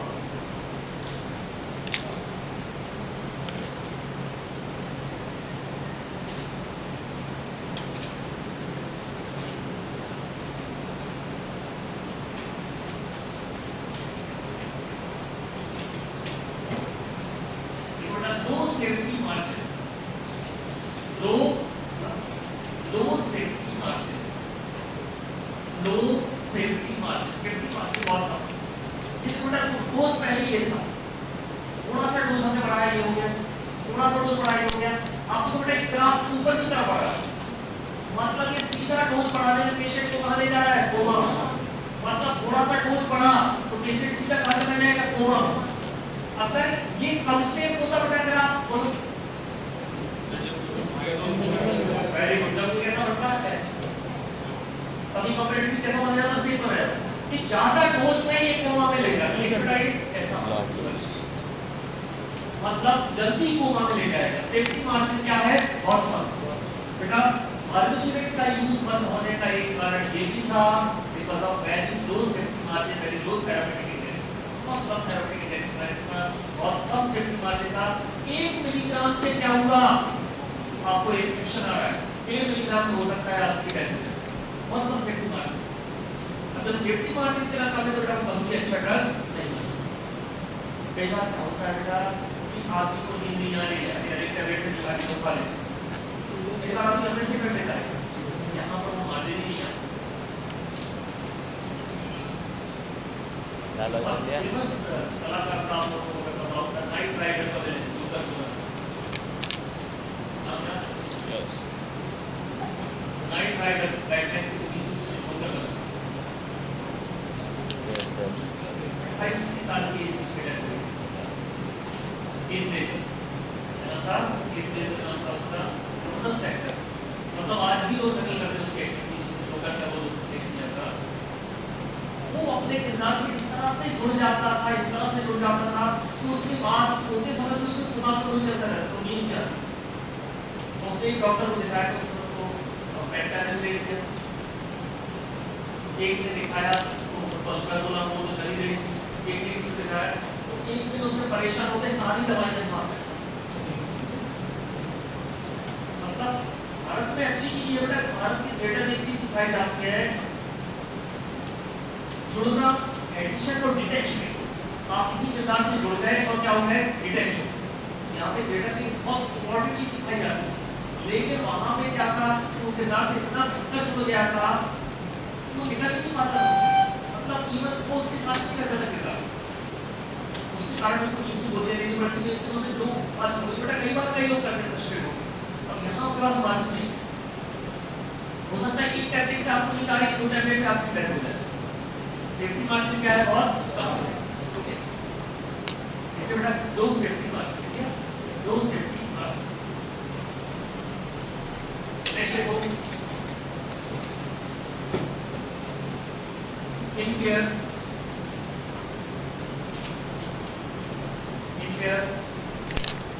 learning, judgment and memory. Impaired learning, judgment and memory. Impaired learning, judgment and memory. बेटा लंबे समय तक अगर आप यूज कर रहे हैं इसका तो आदमी में छोटी छोटी चीजों की कंफ्यूजन क्रिएट हो जाती है। आदमी घर के बाहर निकला, आप सोच रहे हैं कि कहाँ जा रहा है, छोटी छोटी चीजें भूलने लगता है, जाओ कि नहीं जाओ, जाओ कि नहीं जाओ। जजमेंट, लर्निंग, जजमेंट, मेमोरी ये बेटा इम्पेयर होने लगती है, और ये लंबे समय तक देखा गया है कि लोग लंबे समय तक इससे यूज कर पाते हैं। तीसरा, cause distortion of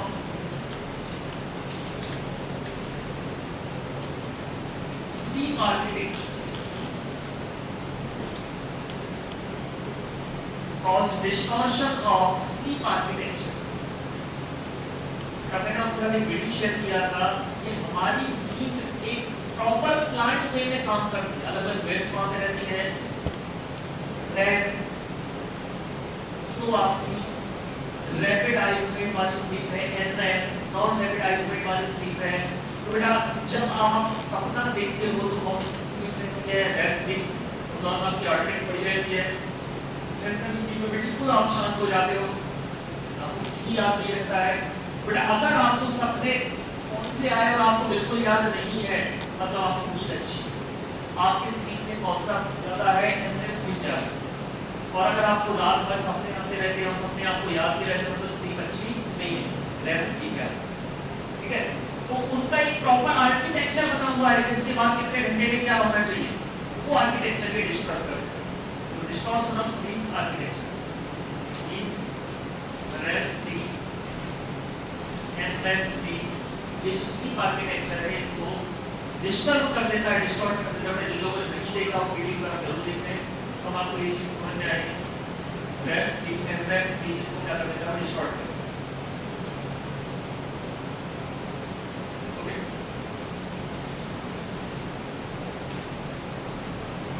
एक पॉइंट होता है जिससे रिपीटेडली कई बार क्वेश्चन आया है। मैंने आपको बोला था कि कई ड्रग ऐसे रहते हैं, कई एनेस्थेटिक ऐसे रहते हैं कि वो एनाल्जेसिक इफेक्ट नहीं है, उनके साथ में क्या यूज करना पड़ता है, तो बढ़ जाए सप्लीमेंट एनाल्जेसिक। बेटा क्योंकि उसी कैटेगरी का ये बिल्कुल भी एनाल्जेसिक इफेक्ट नहीं देता है। अगर आपने अगर थोड़ा सा ज्यादा डोज बढ़ाया तो उल्टा दर्द को बढ़ा देता। तो जब आपको होश आएगा तो दर्द बहुत ज्यादा होने लगेगा, उसे क्या बोलेंगे, हाइपर एल्जेसिया। और बेटा इस पॉइंट से बहुत बड़ा क्वेश्चन है बेटा, shows no, they show no analgesic effect, no analgesic effect,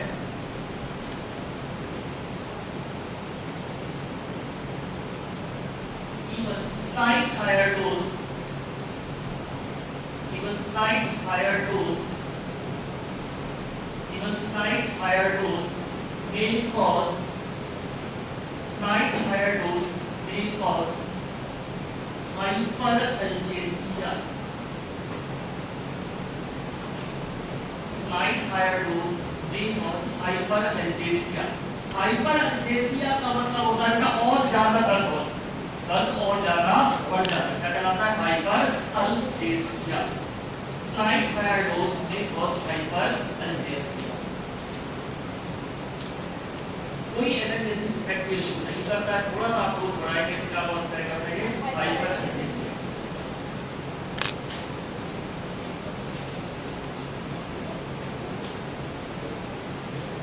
clear? Next वो other actions.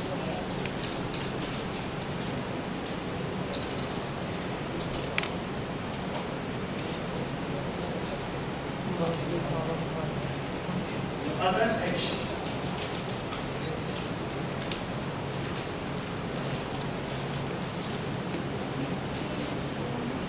Other actions can also depress.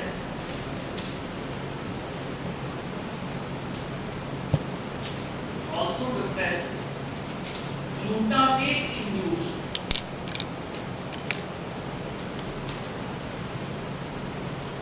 neuronal depolarization. Also depress glutamate induced neuronal depolarization. Neuronal depolarization through AMPA receptor. Also depress glutamate induced neuronal depolarization through AMPA receptor. ये hyperpolarisation को बढ़ा रहा है, मतलब किसको बढ़ा रहा है, इन्हिबिशन को, और किसको रोक रहा है, किसको डिप्रेस कर रहा है, डीपोलराइजेशन मतलब क्या होता है, एक्साइटेशन। बेटा कई बार आपको पता है हाइपरपोलराइजेशन का मतलब इन्हिबिशन, डिप्रेशन का मतलब एक्साइटेशन। बेटा डीपोलराइजेशन को क्या कर रहा है, डिप्रेस कर रहा है। मतलब एक ऐसा ड्रग जो हाइपरपोलराइजेशन को बढ़ा रहा है, मतलब किसको बढ़ा रहा है, इन्हिबिशन को, और एक्साइटेशन को क्या कर रहा है, कम कर रहा है। स्ट्रॉन्ग ड्रग आप मानेंगे, स्ट्रॉन्ग कैटेगरी आप मानेंगे, ठीक है। तो at high dose,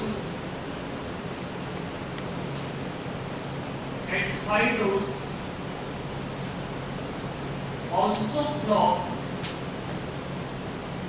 at high dose also block, at high dose also block sodium and potassium channels. At high dose also block sodium and potassium channels. अब आप एक ऐसा ड्रग इमेजिन करो बेटा जो सोडियम को ब्लॉक कर रहा है, पोटेशियम को ब्लॉक कर रहा है, मतलब डीपोलराइजेशन को ब्लॉक कर रहा है, रीपोलराइजेशन को ब्लॉक कर रहा है, केवल और केवल क्या कर रहा है, हाइपरपोलराइजेशन, मतलब हाई डोज की डेंजरस हो जाए, मतलब इतना ज्यादा इन्हिबिशन को बढ़ा देगा कि आदमी की बॉडी बिल्कुल मूव करना बंद हो जाए। वो इस तरह से हो जाएगी कि जो नॉर्मल फंक्शन है जैसे कि रेस्पिरेशन, सांस लेना, वो भी बंद हो जाएगा, हार्ट जो काम कर रहा है वो भी बंद हो जाएगा। मतलब हाई डोज पे हमारे लिए खतरनाक हो जाएगा। ये दूसरे सिस्टम्स को भी अफेक्ट कर लेने, कौन सा? रेस्पिरेशन है, हार्ट रेट। बेटा एट हाई डोज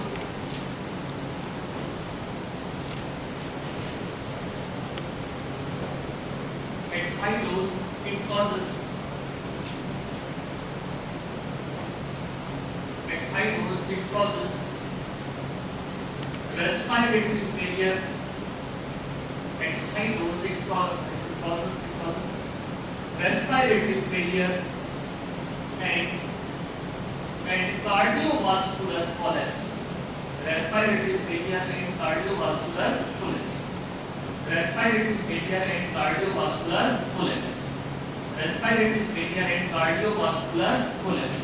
बेटा क्यों लोगों को मारने में इसका उपयोग किया जाता है? बेटा बहुत ज़्यादा बड़ा यूथनेशिया शब्द जो मर्सी जो लोग बोलते हैं कि हमें जिंदगी से प्यार नहीं है, हमें मौत चाहिए, तो वहाँ की सरकार उन्हें क्या देती है? इंजेक्शन। इसका इंजेक्शन देने से क्या हो जाता है? रेस्पिरेटरी फेलियर, हार्ट काम करना respiratory failure and cardiovascular collapse. अब ये तो हो गया कि अगर किसी को आप मारना चाहते हैं या फिर कोई कुछ करना चाहते हैं, ठीक है? आप लोगों ने असुर देखा है फर्स्ट पार्ट, ठीक है? उसमें शुरुआत के सीन में बताया गया है कि जो वो आदमी अस्थमेटिक अस्थमा की पंप यूज करता उसमें बार्बिट्रेट मिलाते हैं, बार्बिट्रेट मिला देते हैं। अस्थमेटिक पंप में क्या मिलाती है? बार्बिट्रेट। क्या हो जाएगा? रेस्पिरेटरी। क्या हो जाएगा? रेस्पिरेटरी। ओके। अगर गलती से आपने बार्बिट्रेट ज्यादा दे दिया या सुसाइडल अटेम्प्ट में दिया है, this is known as acute barbiturate poisoning.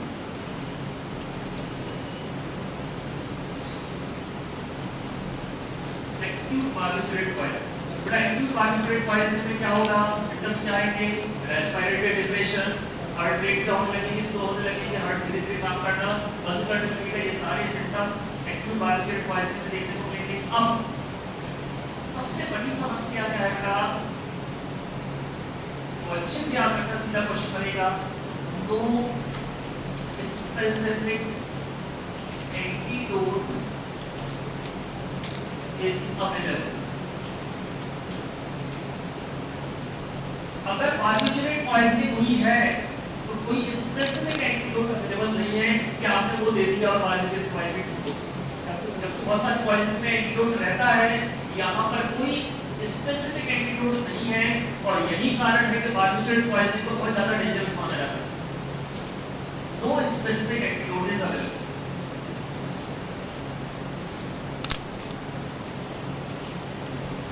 जो अवेलेबल ट्रीटमेंट है वहां पर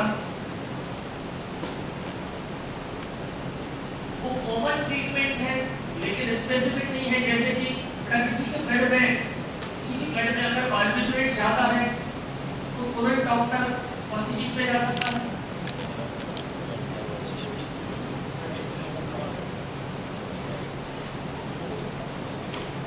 हीमोडायलिसिस। ब्लड में मशीन के थ्रू निकालेंगे, वो क्या करेगा? टॉक्सिन्स को, पॉइजन को रोक लेगा और प्योर ब्लड निकलता जाएगा। डायलिसिस जिसको बोलते हैं हीमोडायलिसिस या सिमिलर कंडीशन कहलाती है हीमोपरफ्यूजन। मशीन में एड्सॉर्बेंट रहता है, वो टॉक्सिन्स को क्या करेगा? एड्सॉर्ब कर लेगा। हीमोडायलिसिस, हीमोपरफ्यूजन या अल्कलाइन डायलिसिस।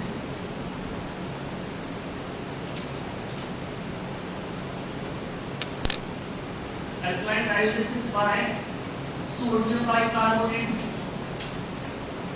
अगर ज्यादा समय नहीं हुआ है तो वो क्या मिला देते हैं?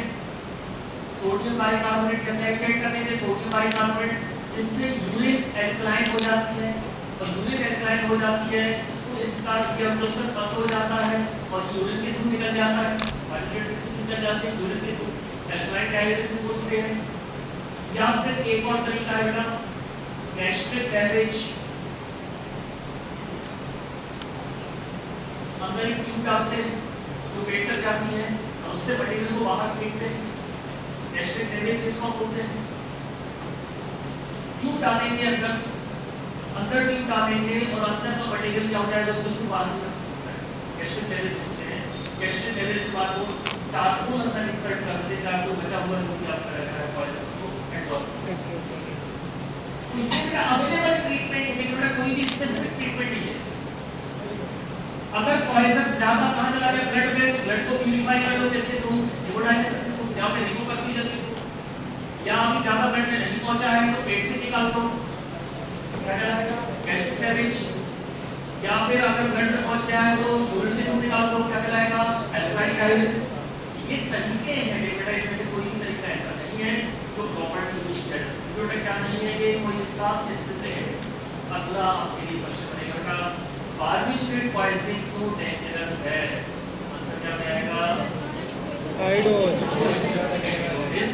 कोई भी स्पेसिफिक एंटीडोट अवेलेबल नहीं है।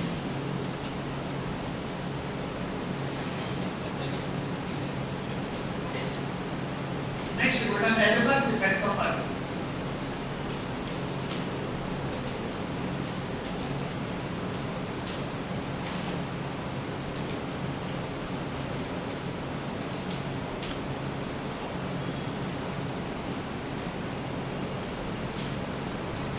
एडवर्स इफेक्ट्स ऑफ बार्बिट्यूरेट्स में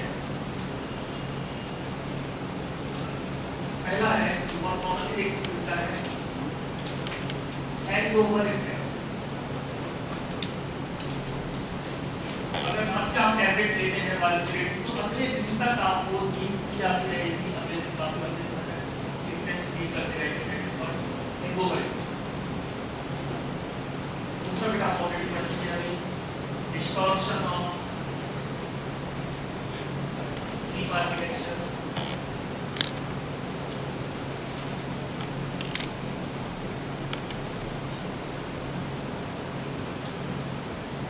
distortion of sleep architecture। तीसरा है पैराडॉक्सिकल स्टिमुलेशन।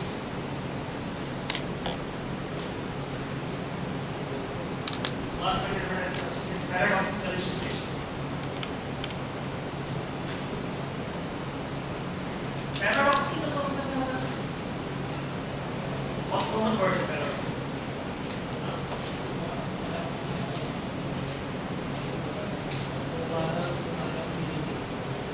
पैराडॉक्सिकल मतलब जो आप किसी से एक्सपेक्ट ना कर रहे हो वो इफेक्ट आ जाए।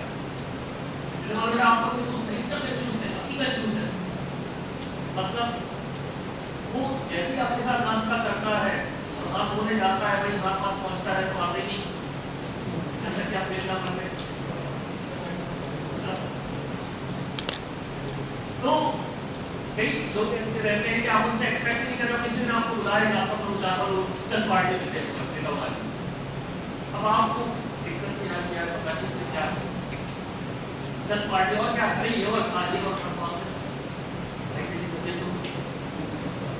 क्योंकि ये आप बिल्कुल ही एक्सपेक्ट नहीं कर रहे थे। अब बेटा बार्बिट्यूरेट से आप क्या एक्सपेक्ट नहीं कर सकते कि उससे स्टिमुलेशन हो जाए, क्योंकि वो ड्रग आएगा नींद आएगा। कई बार unknown possibility induced synthetic reaction कहलाती है। पॉसिबिलिटी नहीं है कई बार बेटा ये इनहिबिशन की जगह उल्टा क्या करने लगता है स्टिमुलेशन। एग्जैक्ट पॉसिबिलिटी इसे हम क्या बोलते हैं पैराडॉक्सिकल इफेक्ट या पैराडॉक्सिकल स्टिमुलेशन। क्योंकि हम क्या एक्सपेक्ट कर रहे हैं बेटा इससे इनहिबिशन और ये इफेक्ट कौन सा दे रहा है स्टिमुलेशन। एग्जैक्ट पॉसिबिलिटी है। हो सकता है बेटा कि कई बार ब्रेन ऐसा रिस्पॉन्ड करता हो क्योंकि सब सारी चीजें हो किसके थ्रू रही है ब्रेन के थ्रू, तो पैराडॉक्सिकली ये स्टिमुलेटेड कर देता है। आइडियोसिंक्रेटिक रिएक्शन कहलाती है कि आप कुछ और सुन रहे हो कुछ और रिएक्शन आ रहा है। बेटा योग इसके एडवर्स इफेक्ट इंटरेक्शंस।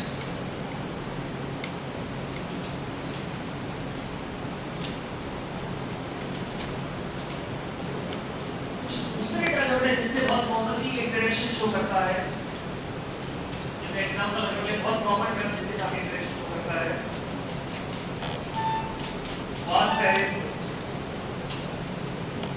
वारफेरिन के साथ इंटरेक्शन शो करता है क्लोरेंफेनिकॉल वारफेरिन क्लोरेंफेनिकॉल रेसियोफल्विन वारफेरिन क्लोरेंफेनिकॉल रेसियोफल्विन टॉलब्यूटामाइड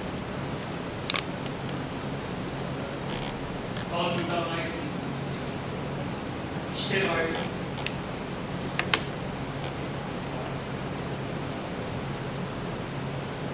ये बहुत कॉमन ड्रग है जिनके साथ ये इंटरेक्शन शो करता है इनके साथ होती है और फिर जो है लगभग सभी लाभ में इंटरेक्शन मिल रहा है सभी जगह इंटरेक्शन और फिर क्लोरेंफेनिकॉल रेसियोफल्विन और कॉम्बिनेशन स्टेरॉइड जो करते हैं एक है जो कि मेटाबॉलिज्म पॉकेट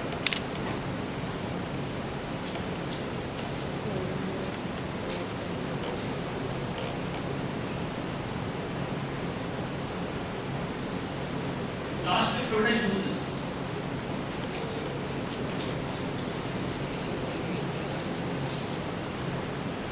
एक यूज का अंदर पड़ गया अभी पड़ गया एनेस्थीसिया में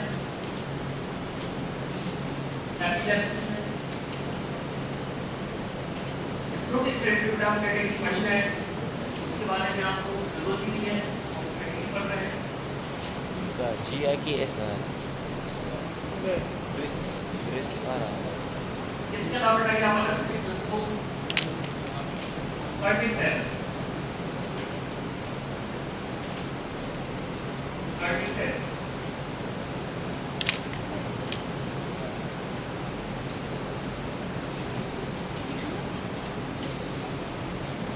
कई छोटे जो बच्चे रहते हैं जो इन्फेक्ट्स रहते हैं तो उनमें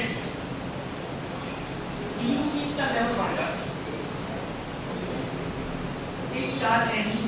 AERNECTERUS कार्डिटेस इनमें देखने को मिलता है इन्फेक्ट्स छोटे बच्चे रहते हैं नवजात जो रहते हैं उनमें कई कारण ऐसे होते हैं जिन कारण से बिलीरुबिन का लेवल बढ़ जाता है और बिलीरुबिन का लेवल इतना ज्यादा बढ़ जाता है तो किसको क्रॉस करता है और ब्लड बैरियर को क्रॉस करके कहां पहुंच जाता है बिलीरुबिन ब्रेन और ब्रेन को डैमेज करने लगता है और जब वो ब्रेन को डैमेज करने लगता है ब्रेन में रिएक्शन देने लगता है तो ये जो रिएक्शंस रहती है वो एपिलेप्सी टाइप केस होता है ऐसा लगता है जैसे इसको बच्चे को एपिलेप्टिक अटैक आता है वहां पर यूज किया जाता है बार्बिटूरेट मींस मिशिंग पे यहां पर कौन सा यूज किया जाता है फिनोबार्बिटूरेट कार्डिटेस में स्पेशली कौन सा यूज किया जाता है फिनोबार्बिटूरेट फिर समझ में आया जो इन्फेक्ट रहेगा छोटा बच्चा रहेगा अगर उसमें बिलीरुबिन का लेवल बढ़ेगा बिलीरुबिन का लेवल इतना ज्यादा बढ़ जाएगा हाइपर बिलीरुबिनेमिया हो जाएगा कि जिसको क्रॉस करेगा वो ब्लड बैरियर और ब्लड बैरियर को क्रॉस करके कहां पहुंच जाएगा ब्रेन को डैमेज करेगा ब्रेन को इंजर्ड कर देगा उस प्रॉब्लम को दूर करने के लिए उससे जो सिम्टम्स आएंगे एपिलेप्सी जैसे सिम्टम्स उसको दूर करने के लिए आप फिनोबार्बिटूरेट का यूज करें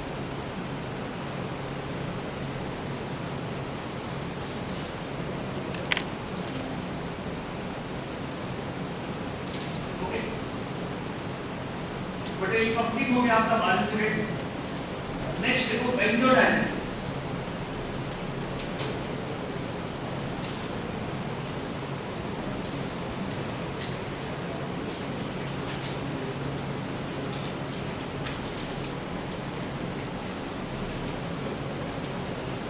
बेंजोडाइजेपिन्स का उपयोग इतना बढ़ा कि लगभग रिप्लेस कर दिया किसने बेंजोडाइजेपिन ने जिसको बार्बिटूरेट्स आपको बेटा याद रखना बहुत आसान रहेगा क्योंकि अब आपको केवल इससे कंपेयर करना है तो बेटा पहला पार्ट पढ़ने में हमें याद रखना दो की बार्बिटूरेट बात है अब केवल आपको बेंजोडाइजेपिन को इससे कंपेयर करना है बार्बिटूरेट तो रिकॉर्ड पॉइंट्स कि बेंजोडाइजेपिन में मोर इंपॉर्टेंस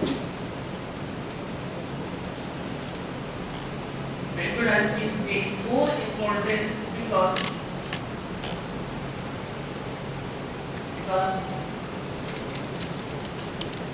पहला पॉइंट हाई सेफ्टी मार्जिन वहां कैसा था बेटा लो सेफ्टी मार्जिन यहां पर कैसा है हाई सेफ्टी मार्जिन तो बेटा जो आपका ये वाला ग्राफ किसका था? आपका बारबीट्यूरेट। बेंजोडाइजेपिन वाला ग्राफ आएगा, वो आएगा इस तरह से।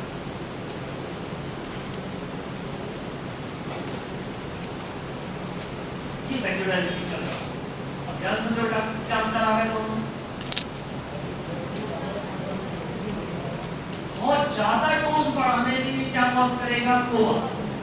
मतलब अगर किसी आदमी को एक टैबलेट की लागी होगी तो कम से कम वो जब 10-15 टैबलेट खाएगा तब उसको कोमा या वो डेथ कॉज करेगा। और बेटा कोई गलती से तो नहीं बोल सकता है कि मैंने गलती से 10 टैबलेट खा ली। जब दिल टूटा होगा तभी खाए। कोई गलती से नहीं खा सकता 10-15 टैबलेट, मतलब सुसाइडल अटैक में ही खाए। तो यहाँ पर एक्सीडेंटल डेथ होने के चांसेस का काफी ज्यादा सिग्निफिकेंट है, हाई सिग्निफिकेंट। इसी में बना दो बेटा जो आपने मैंने बताया।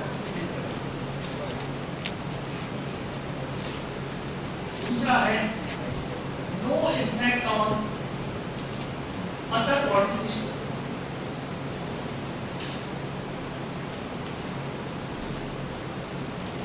No effect on other body system. बेटा वो किसके ऊपर इफेक्ट कर रहा था? Respiratory system, cardiovascular system. जैसे बोला जाता था गलती से भी अगर किसी को अस्थमा है तो नहीं देना, अगर किसी को हार्ट की प्रॉब्लम है तो नहीं देना है। लेकिन आप सबको पता है रेगुलरली हार्ट वाले पेशेंट को भी क्या चलता है? हार्ट वाले पेशेंट को भी रेगुलरली क्या चलता है? बेंजोडाइजेपिन। अगर अस्थमा वाला पेशेंट है उसको भी चलता है बेंजोडाइजेपिन। उनके लिए उससे कोई दिक्कत नहीं, दूसरे बॉडी सिस्टम को कोई इफेक्ट नहीं करता। Next point, less distortion of sleep architecture. Sleep architecture को डिस्टॉर्ट करने के चांसेस लगभग ना के बराबर है। Less distortion या less chances of distortion of sleep architecture। तो वहाँ हम क्या बोल रहे थे? REM sleep, NREM sleep जो आपका फेज है उनको वो क्या कर देगा? डिस्टॉर्ट कर देगा। लोग जीवन भर लेते रहते, कई लोग तक 30, 35, 40 साल की एज में स्टार्ट होता है, 70 साल की एज तक उनको बेंजोडाइजेपिन चलते हैं। लेकिन यहाँ कोई ऐसी प्रॉब्लम देखने को नहीं मिलती। Less chance of distortion of sleep architecture. Next, specific antagonist. Specific antagonist flumazenil is available.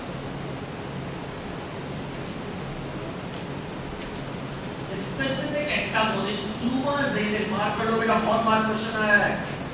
Specific antagonist flumazenil is available. Flumazenil available है, मतलब अगर बेंजोडाइजेपिन पॉइजनिंग है तो आपको टेंशन लेने की जरूरत नहीं है। बारबीट्यूरेट में क्या अवेलेबल नहीं था? स्पेसिफिक एंटीडोट अवेलेबल नहीं था, स्पेसिफिक एंटागोनिस्ट अवेलेबल नहीं था। यहाँ पर स्पेसिफिक एंटीडोट कौन सा अवेलेबल है आपके पास? फ्लूमाजेनिल। अगर किसी ने बेंजोडाइजेपिन पॉइजनिंग हुई है तो आप क्या दे सकते हो उसको? फ्लूमाजेनिल दे सकते हो। तो यहाँ पर सबसे बड़ी सेफ्टी अंतर। क्लियर? नेक्स्ट बेटा, मैकेनिज्म ऑफ एक्शन।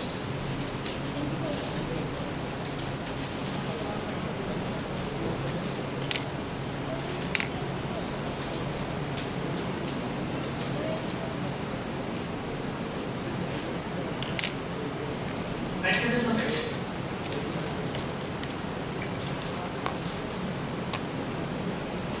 Mechanism में होगा bind with alpha gamma site।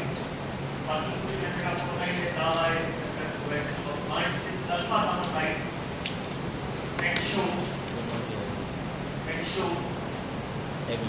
bind with alpha gamma site and show GABA facilitatory action। bind with alpha gamma site and show GABA facilitatory action। कौन सा action show करता है? GABA facilitatory action show करता है। and show GABA facilitatory action।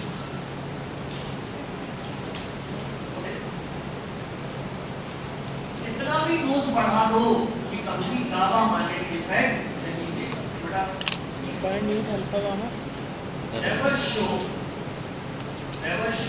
gamma magnetic effect. They will never show gamma magnetic effect. बेटा ये अच्छा है या बुरा है? अच्छा है। ये कभी भी गामा मैग्नेटिक इफेक्ट शो नहीं करेगा क्योंकि ये हमेशा किसके थ्रू काम करेगा?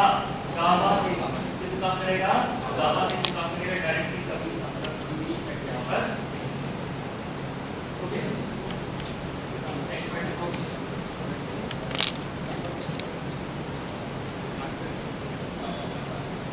increase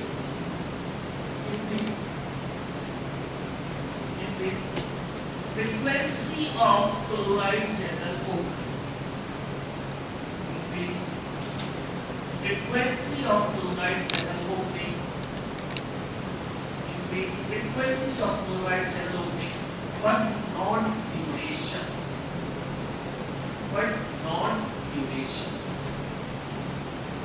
Chloride channel opening की frequency को बढ़ाता है, potential को बढ़ाता है, duration को नहीं बढ़ाता। आगे ये हमारे लिए फायदा, क्योंकि ड्यूरेशन बढ़ेगा तो क्या हो जाएगा? टॉक्सिक हो जाएगा। Frequency of chloride channel opening बढ़ा, ये सारी चीजें बता रही है कि क्या है से पूरी कहानी बेटा मेन क्या याद रखोगे? अल्फा गामा, और दूसरा याद रखोगे कभी भी कॉन्सेंट्रेट शो नहीं करता है गामा मार्केट, हमेशा गामा प्रेसिपिटेशन की है। सीएनएस एक्शंस ऑफ वेक्टोरेसिस, सीएनएस एक्शंस ऑफ वेक्टोरेसिस।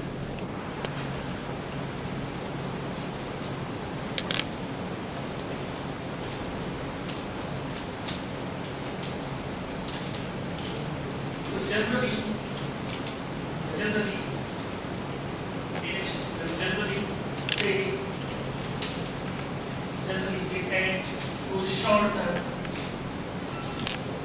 Generally they tend to shorten ramp speed. Generally they tend to shorten ramp speed. Generally they tend to shorten ramp speed. बेटा अधिकतर इंसोम्निया में जो दवाइयां उपयोग कर रहे हैं उनका काम है रैम स्लीप को शॉर्ट करना। फिर से मैं रिपीट कर रहा हूं बेटा, रैम स्लीप मतलब वो एक नींद का फेज है जब आप सपने देखते हो। बेटा वो सपने देखना इसलिए जरूरी है उस फेज में कि आपका जो ब्रेन है वो इंफॉर्मेशन यहां से वहां करता है, कौन सी इंफॉर्मेशन को रखना है, कौन सी इंफॉर्मेशन को रिप्लेस करना है, ये काम उस फेज के दौरान होता है। ठीक है, लेकिन वो फेज बहुत लंबा नहीं होना चाहिए, क्योंकि अगर वो फेज लंबा हुआ तो जो एंडर फेज है वो छोटा हो जाएगा। Non rapid eye movement sleep, RAM phase मतलब आदमी सपने देख रहा है, हार्ट रेट बढ़ी हुई है और बार-बार उस दौरान आदमी को अंदर से जो शांति का एहसास होना चाहिए, जो कामनेस आनी चाहिए, दुनिया एक टोटा, उसको सपने के दौरान हमें क्या लगता है? वास्तव में हम वो काम कर रहे हैं। तो एंडर फेज वो जब एंडर फेज में आदमी की बॉडी का टेंपरेचर नीचे चला जाता है, बिल्कुल ठंडा पड़ जाता है और कहीं नहीं होता है। इस दौरान आपके टिश्यू रिपेयर होते हैं, इस दौरान आपका इम्यून सिस्टम अच्छा होता है, इस दौरान आपका जो ब्रेन है उसकी क्षमता बढ़ती है। एंडर फेज इसलिए बेटा जो लोग मेडिटेशन करते थे उनको बहुत कम नींद की जरूरत पड़ती है, क्योंकि अगर उन्हें 1 घंटे मेडिटेशन किया तो 1 घंटे की मेडिटेशन में वो 45 से 50 मिनट एंडर फेज में रहते। ब्रेन क्या हो गया? शांत हो गया। ब्रेन शांत हो गया मतलब उन्हें जरूरत नहीं है कि उन्हें उतनी नींद की जरूरत, कंपनी के अपना काम कर देते। ठीक है, तो यहाँ पर अगर बात करें तो रैम फेज को हमें क्या करना है? शॉर्ट करना है, ताकि हमारी नींद क्या हो जाए? आप सभी लोगों ने देखा होगा, आपको कोई चोट लगी इसमें आप उठे और कुछ नहीं हो, ये किस दौरान स्लीप में। They tend to shorten REM sleep, यहाँ पर लिखो का ब्रैकेट में except नाइट्राजेपाम, इसको छोड़ के नाइट्राजेपाम, except नाइट्राजेपाम को छोड़ के जितने भी आपके ड्रग हैं वो REM sleep को क्या करते हैं? Short. Next product some degree of tolerance,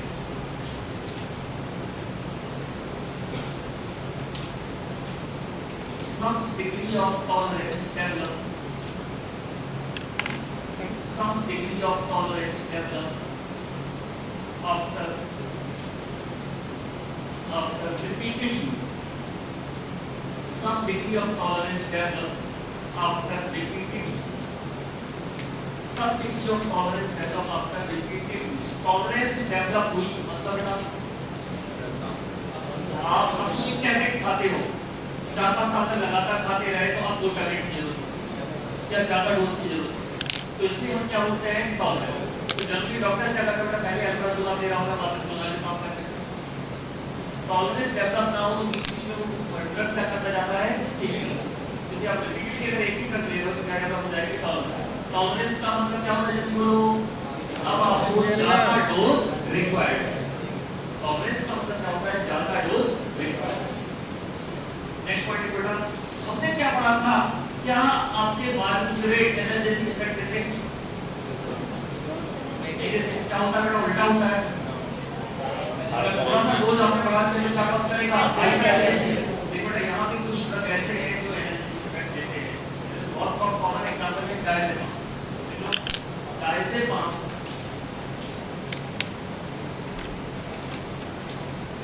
has analgesic तो हमारा तो ना वही का बोल डायजेपाम has analgesic तो डायजेपाम है अपना ये एनाल्जेसिक इफेक्ट देता है जबकि कोई भी बारबिटरेट इफेक्ट नहीं है कंपेयर करते जा रहे हैं किससे बारबिटरेट से। नेक्स्ट बेटा they also have centrally mediated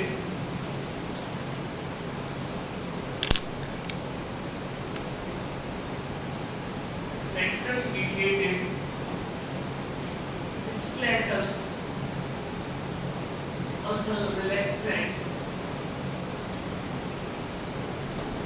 centrally mediated skeletal muscle relaxant activity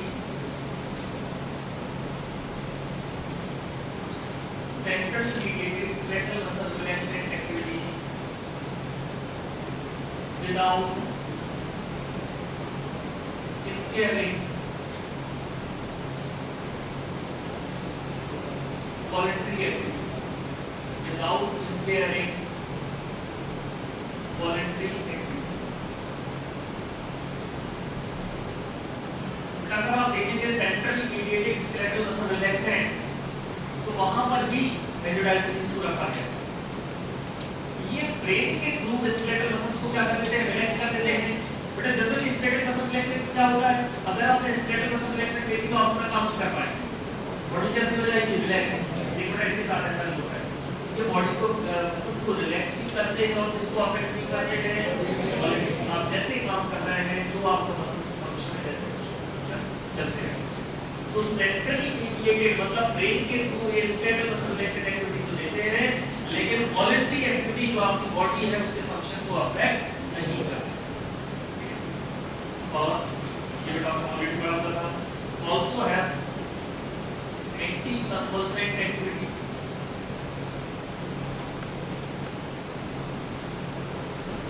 also have anticonvulsant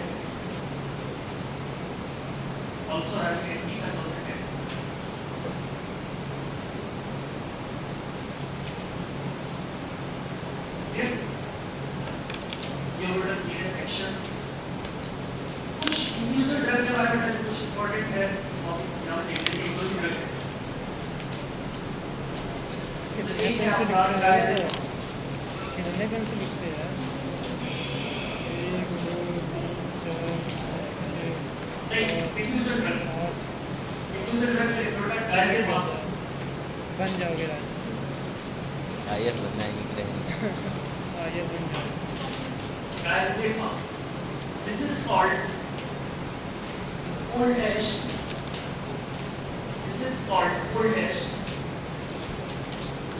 all-purpose benzodiazepines this is called old-ish all-purpose benzodiazepines old-ish मतलब सबसे पुराना है बेटा all-purpose आपने क्लासिफिकेशन देखा था सब जगह था हाँ मल्टीपल कहाँ पर था सबसे पहले हिप्नोटिक था एंटी एंजाइटी था एंटी कन्वर्जेंट भी था और अभी हमने पढ़ा बेटा एनर्जेटिक इफेक्ट भी देता है। कौन सा इफेक्ट देता है? Energetic on purpose. एक्टिव मेटाबॉलिक्स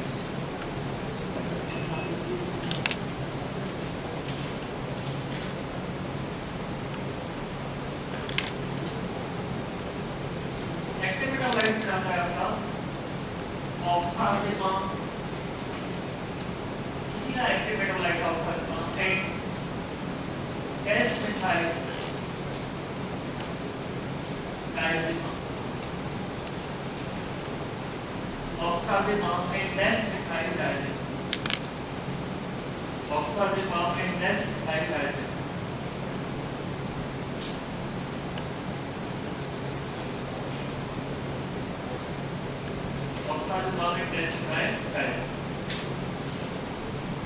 एक और ड्रग बेटा जिसके बारे में पिछले क्लास में पढ़ा था, मेटाजोलम।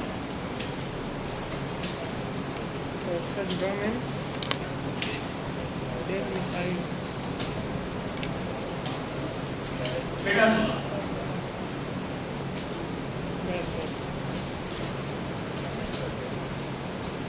प्री एनेस्थेटिक मेडिकेशन के स्पेशलिस्ट का यूज किया जाता है। ये मतलब इसको और इसका क्या यूज है? प्री एनेस्थेटिक मेडिकेशन का यूज किया जाता है मेटाजोलम। यूज नहीं है, कहाँ खत्म लिखा है ये ऑल पर्पस जो मेटाबॉलिज्म में बहुत ना टूटा थी दुई भागन में इन फिर से काम आ सकता है इसके साथ में मतलब प्रॉब्लम मौत क्या है भी है कि तब केवल मौत पैदा न इंट्रावेनस फॉर्म में जाएगी, अवेलेबल मौत काम है दोबारा। orally available है। मेटाजोलम इज नॉट अवेलेबल orally, ये orally अवेलेबल नहीं है, केवल इंट्रावेनस फॉर्म में अवेलेबल है। ये orally अवेलेबल नहीं, केवल इंट्रावेनस फॉर्म में अवेलेबल है, orally अवेलेबल नहीं।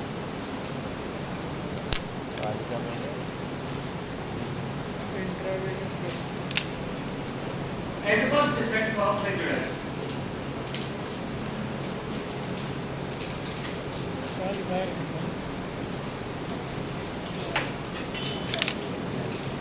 Adverse effects of benzodiazepines.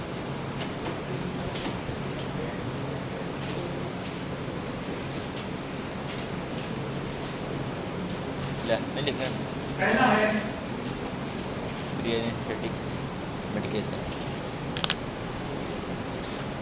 Paranoia और अदर साइकेट्रिक इलनेस। पैरानोइया के बारे में पढ़ा था हमने जब एंटीसाइकोटिक पढ़ रहे थे। Paranoia means type of schizophrenic type of साइकोसिस या साइकेट्रिक सिम्पटम्स या अपने पागलपन जैसे। थोड़ा कई बार जो बेंजोडाइजेपिन्स लगातार यूज करते रहते हैं कुछ पागलपन कैसे दौरे होने पड़ने लगते हैं, या फिर दूसरे साइकेट्रिक डिसऑर्डर्स में ट्रीटमेंट होते हैं। और ये स्पेशली देखने को मिलता है जिसमें ट्रायाजोलम, स्पेशली किससे देखने को मिलता है? ट्रायाजोलम भी देखने को मिलता है।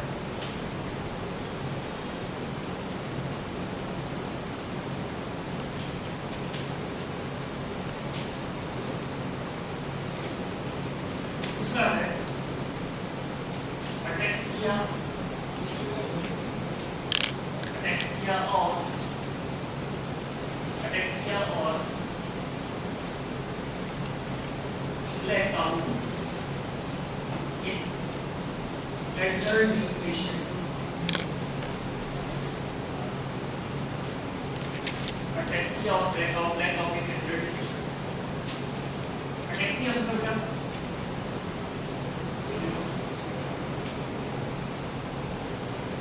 अटैक्सिया मतलब बेटा आप अपने हिसाब से अपनी बॉडी को मूव नहीं कर पाते। अटैक्सिया का मतलब क्या होता है? आप अपनी बॉडी को मूव नहीं कर पाता। अटैक्सिया कैसे आता है? मूविंग अटक गया, जैसे आपको अटैक्सिया अटक गई, आप अटक गया, बॉडी को मूव नहीं कर पा रहा है, अटैक्सिया। ब्लैकआउट मतलब बेटा बुजुर्ग लोगों में देखते हैं बेटा कुछ समय के लिए आदमी बेहोश हो जाता है, अपना सुनिश्चित सेकंड के लिए बिल्कुल ऐसा हो जाता है, अनकॉन्शियस हो जाता है, केवल 1 मिनट में अनकॉन्शियस होते हैं, उसे क्या बोला जाता है? ब्लैकआउट। तो अटैक्सिया या ब्लैकआउट देखने को किसमें मिलता है? एल्डरली, तो बुजुर्ग लोग रहते हैं। और बेटा स्पेशली ये कौन शो करता है? एग्जांपल लिख दो, मेटाजोलम। मेटाजोलम बेटा ये जो एक एग्जांपल में लिखवा रहा हूं, इससे सीधे क्वेश्चन बनेंगे। ये प्रॉब्लम ट्रायजोलम में स्पेशली देखने को की है, ये प्रॉब्लम मेडाजोलाम में स्पेशली देखने को मिलती है।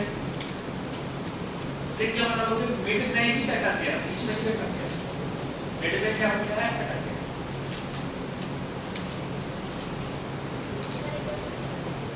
अटैक्सिया मतलब बॉडी को अपने हिसाब से मूव ना कर पाना। ब्लैकआउट का मतलब होता है अचानक आपकी चल रहा है, आंखों के सामने अंधेरा छा गया और कुछ सेकंड्स के लिए वो अनकॉन्शियस हो गया, दैट इज कॉल्ड ब्लैकआउट। तो ये इसमें देखने को मिलता है बुजुर्ग लोग, अगर वो क्या ले रहे हैं,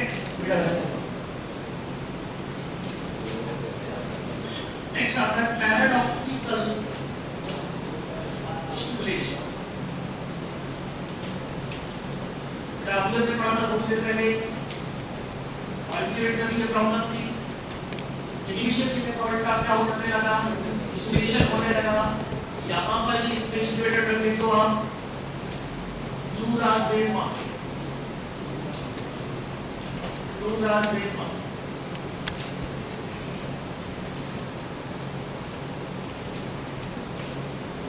फ्लूराजेमा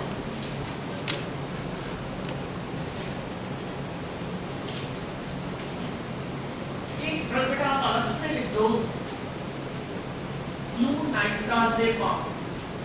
इसको मैंने कहीं भी लिखवाया है, इसको अलग से लिख दो, फ्लूनाइट्राजेमा। This has dose dependent amnesic effect.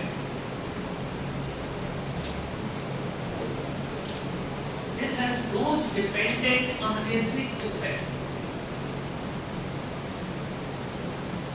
Dose dependent amnesic effect. इस जितना आप डोज बढ़ाते जाओगे उतना आपकी तो नींद तो आएगी, साथ ही साथ वो उस दौरान इन सारे इंसिडेंसेस को क्या हो जाएगा, भूल जाएगा।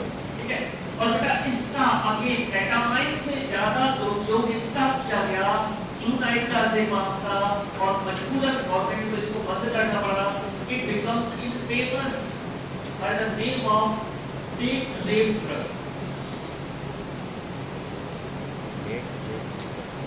केटामाइन को हम क्या बोलते थे, रेप ड्रग, इसको हम बोलते हैं डेट रेप ड्रग। फ्लूनाइट्राजेमा ये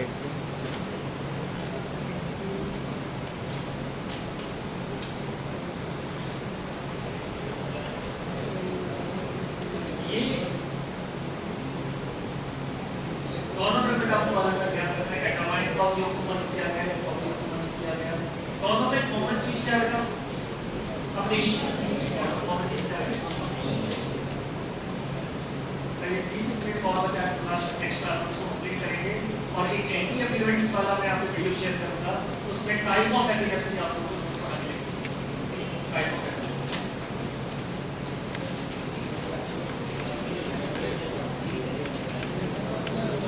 मैक्रोडायनेमिक के बाद बेटा आप लोग 2 पेज छोड़ दे रहे हैं, 2 पेज कम बचा है आपका, ठीक है।